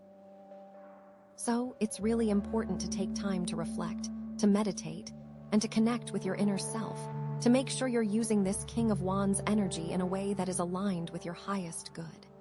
Are you really being authentic, or are you just trying to be someone you think others will admire? Are you truly leading from the heart, or are you just trying to control the situation? So, what does all of this mean for your love life? Well, honey, it means you're stepping into your power. You're no longer waiting for someone to come along and rescue you. You're taking charge of your own destiny. You're attracting someone who is just as passionate, just as confident, and just as visionary as you are. You're setting the tone for your relationships, and you're creating a dynamic that is based on mutual respect, admiration, and support. This energy is attractive. You're a leader, and you're attracting followers. In love, this means you know what you want and are taking the steps to find it. The devil energy, those limitations are gone. Now, what does that mean for your partner or future partner? They need to be equally strong. It's a time to really attract an equal. The sun was great because you were attracting anyone. Now you get to choose. This King of Wands energy is so powerful, so exciting, and so transformative. I'm so thrilled to see how you use it to create the love life you desire. How will you use this energy to create the love life you desire? I am seriously so excited. Okay. So deep breaths because this is it, the final card. After that wild ride, after the devil, the magician, the tower, the sweet page of cups, the hopeful star, the radiant sun, and that powerful King of Wands, we have the Wheel of Fortune. Oh my gosh, this is huge. This is like the universe saying, okay, you've done the work, now it's time to reap the rewards. The Wheel of Fortune, it's all about cycles, about destiny, about luck. But it's not just about blind luck, you know. It's about understanding that life is a series of ups and downs, and that everything is always changing. What goes up must come down, but what goes down can also come back up. And it's about being ready to embrace whatever comes your way, knowing that you have the strength and wisdom to handle it. This isn't just about winning the lottery, okay? It's about understanding the bigger picture, about seeing the patterns in your life, and about trusting that everything is happening for a reason, which, you know, sometimes is really hard to believe. But seriously, it is. So, how does this Wheel of Fortune fit into everything else we've seen in this reading? Well, think about it. The devil was all about feeling trapped, right? About being stuck in those limiting beliefs and unhealthy patterns. The Wheel of Fortune is like the opposite of that. It's about breaking free from those chains, about realizing that you have the power to change your destiny. Remember the Magician? That card was all about manifesting your desires, about using your skills and resources to create the life you want. The Wheel of Fortune is like the universe saying, "Okay, you've put in the work, now I'm going to give you a little boost." It's about aligning your intentions with the universe and trusting that everything will fall into place. And then the Tower. Oh, the Tower. That was a big one, right? All that sudden change and upheaval. The Wheel of Fortune is about understanding that those shakeups are necessary for growth, that they're part of the cycle of life. It's about seeing the opportunity in the chaos and knowing that even after the storm, the sun will shine again. It's like the Tower cleared the path, and now the Wheel of Fortune is spinning you towards something even better. Now, the Page of Cups, with that sweet new beginning, the Wheel of Fortune is the big picture of where that beginning can lead, with all its twists and turns. Think about how the star brought you healing and hope. The Wheel of Fortune is about taking that hope and turning it into reality, about believing that you deserve to be happy and that the universe is conspiring to help you achieve your dreams. You are shining, you are capable. The sun, it's like the Wheel of Fortune is saying, "Okay, you're radiating joy and abundance, now let's see where that takes you." It's about embracing the positive energy in your life and using it to create even more opportunities for happiness and success. This is like leveling up. And after all of that, then we got that King of Wands. The Wheel of Fortune is about recognizing that you are the leader of your own destiny, that you have the power to make choices that align with your values and your vision. It's about taking charge of your life and creating a future that is filled with passion, purpose, and joy. It's about using your influence to make a positive impact on the world. So, the Wheel of Fortune isn't just about good luck, okay? It's about understanding that you have the power to influence your own destiny. It's about making choices that align with your values, about embracing change, and about trusting that everything is happening for your highest good. It is all connected. This is about karma too, you know? What you put out into the world comes back to you. So focus on putting out positive energy, on being kind and compassionate, and on living your life with integrity. The more good you do, the more good you'll attract into your life. Like seriously, how can you embrace the energy of the Wheel of Fortune in your love life? Well, first and foremost, be open to change. Don't be afraid to step outside of your comfort zone, to try new things, to meet new people. You never know what opportunities might be waiting for you just around the corner. You know. Be flexible, be adaptable. Life is full of surprises. So be ready to roll with the punches, to adjust your plans as needed, and to embrace the unexpected twists and turns that come your way. Don't get too attached to any one outcome. It's all about the journey. Be optimistic. Believe that good things are coming your way, and focus on attracting positive energy into your life. Visualize your ideal future, affirm your worthiness, and trust that the universe is conspiring to help you achieve your dreams. What you think about, you bring about. And trust your intuition. Pay attention to your gut feelings and listen to that inner voice that guides you. Your intuition is your compass, leading you towards the right people, the right opportunities, and the right path. Seriously, listen to it. Release control. Surrender to the flow of life and trust that everything is happening for a reason. You don't need to control every little detail. Just focus on being present in the moment and allowing the universe to guide you. It knows what's up. Take risks. Step outside of your comfort zone and pursue your passions with courage and confidence. The Wheel of Fortune is about taking chances, about believing in yourself, and about knowing that you have the power to create the life you desire. All of this is so amazing. Remember our Rhodonite dragon? The crystal of transformation. The Wheel of Fortune is like the ultimate symbol of that transformation. You've gone through so much, you've learned so much, and you're ready to embrace all the possibilities that lie ahead. Seriously, you're a total badass. You have so many life experiences now, and they will propel you. So you went through the devil, which you needed to see in order to move forward. The Magician gave you tools, while the Tower helped clear the path to make the most of those tools. Then the Page of Cups let you start to visualize a beautiful new beginning. The Star gave you much-needed hope, the Sun gave you joy and abundance, and the King of Wands helped you take the lead. Now, The Wheel of Fortune reminds you to enjoy it and trust the journey. This is your time to shine, to radiate your beautiful light to the world, and to attract all the love, joy, and abundance that you deserve. So embrace the change, trust the process, and know that you are exactly where you need to be. The universe has your back, baby. So the devil, the magician, the tower, the page of cups, the star, the sun, the king of wands, and now the wheel of fortune.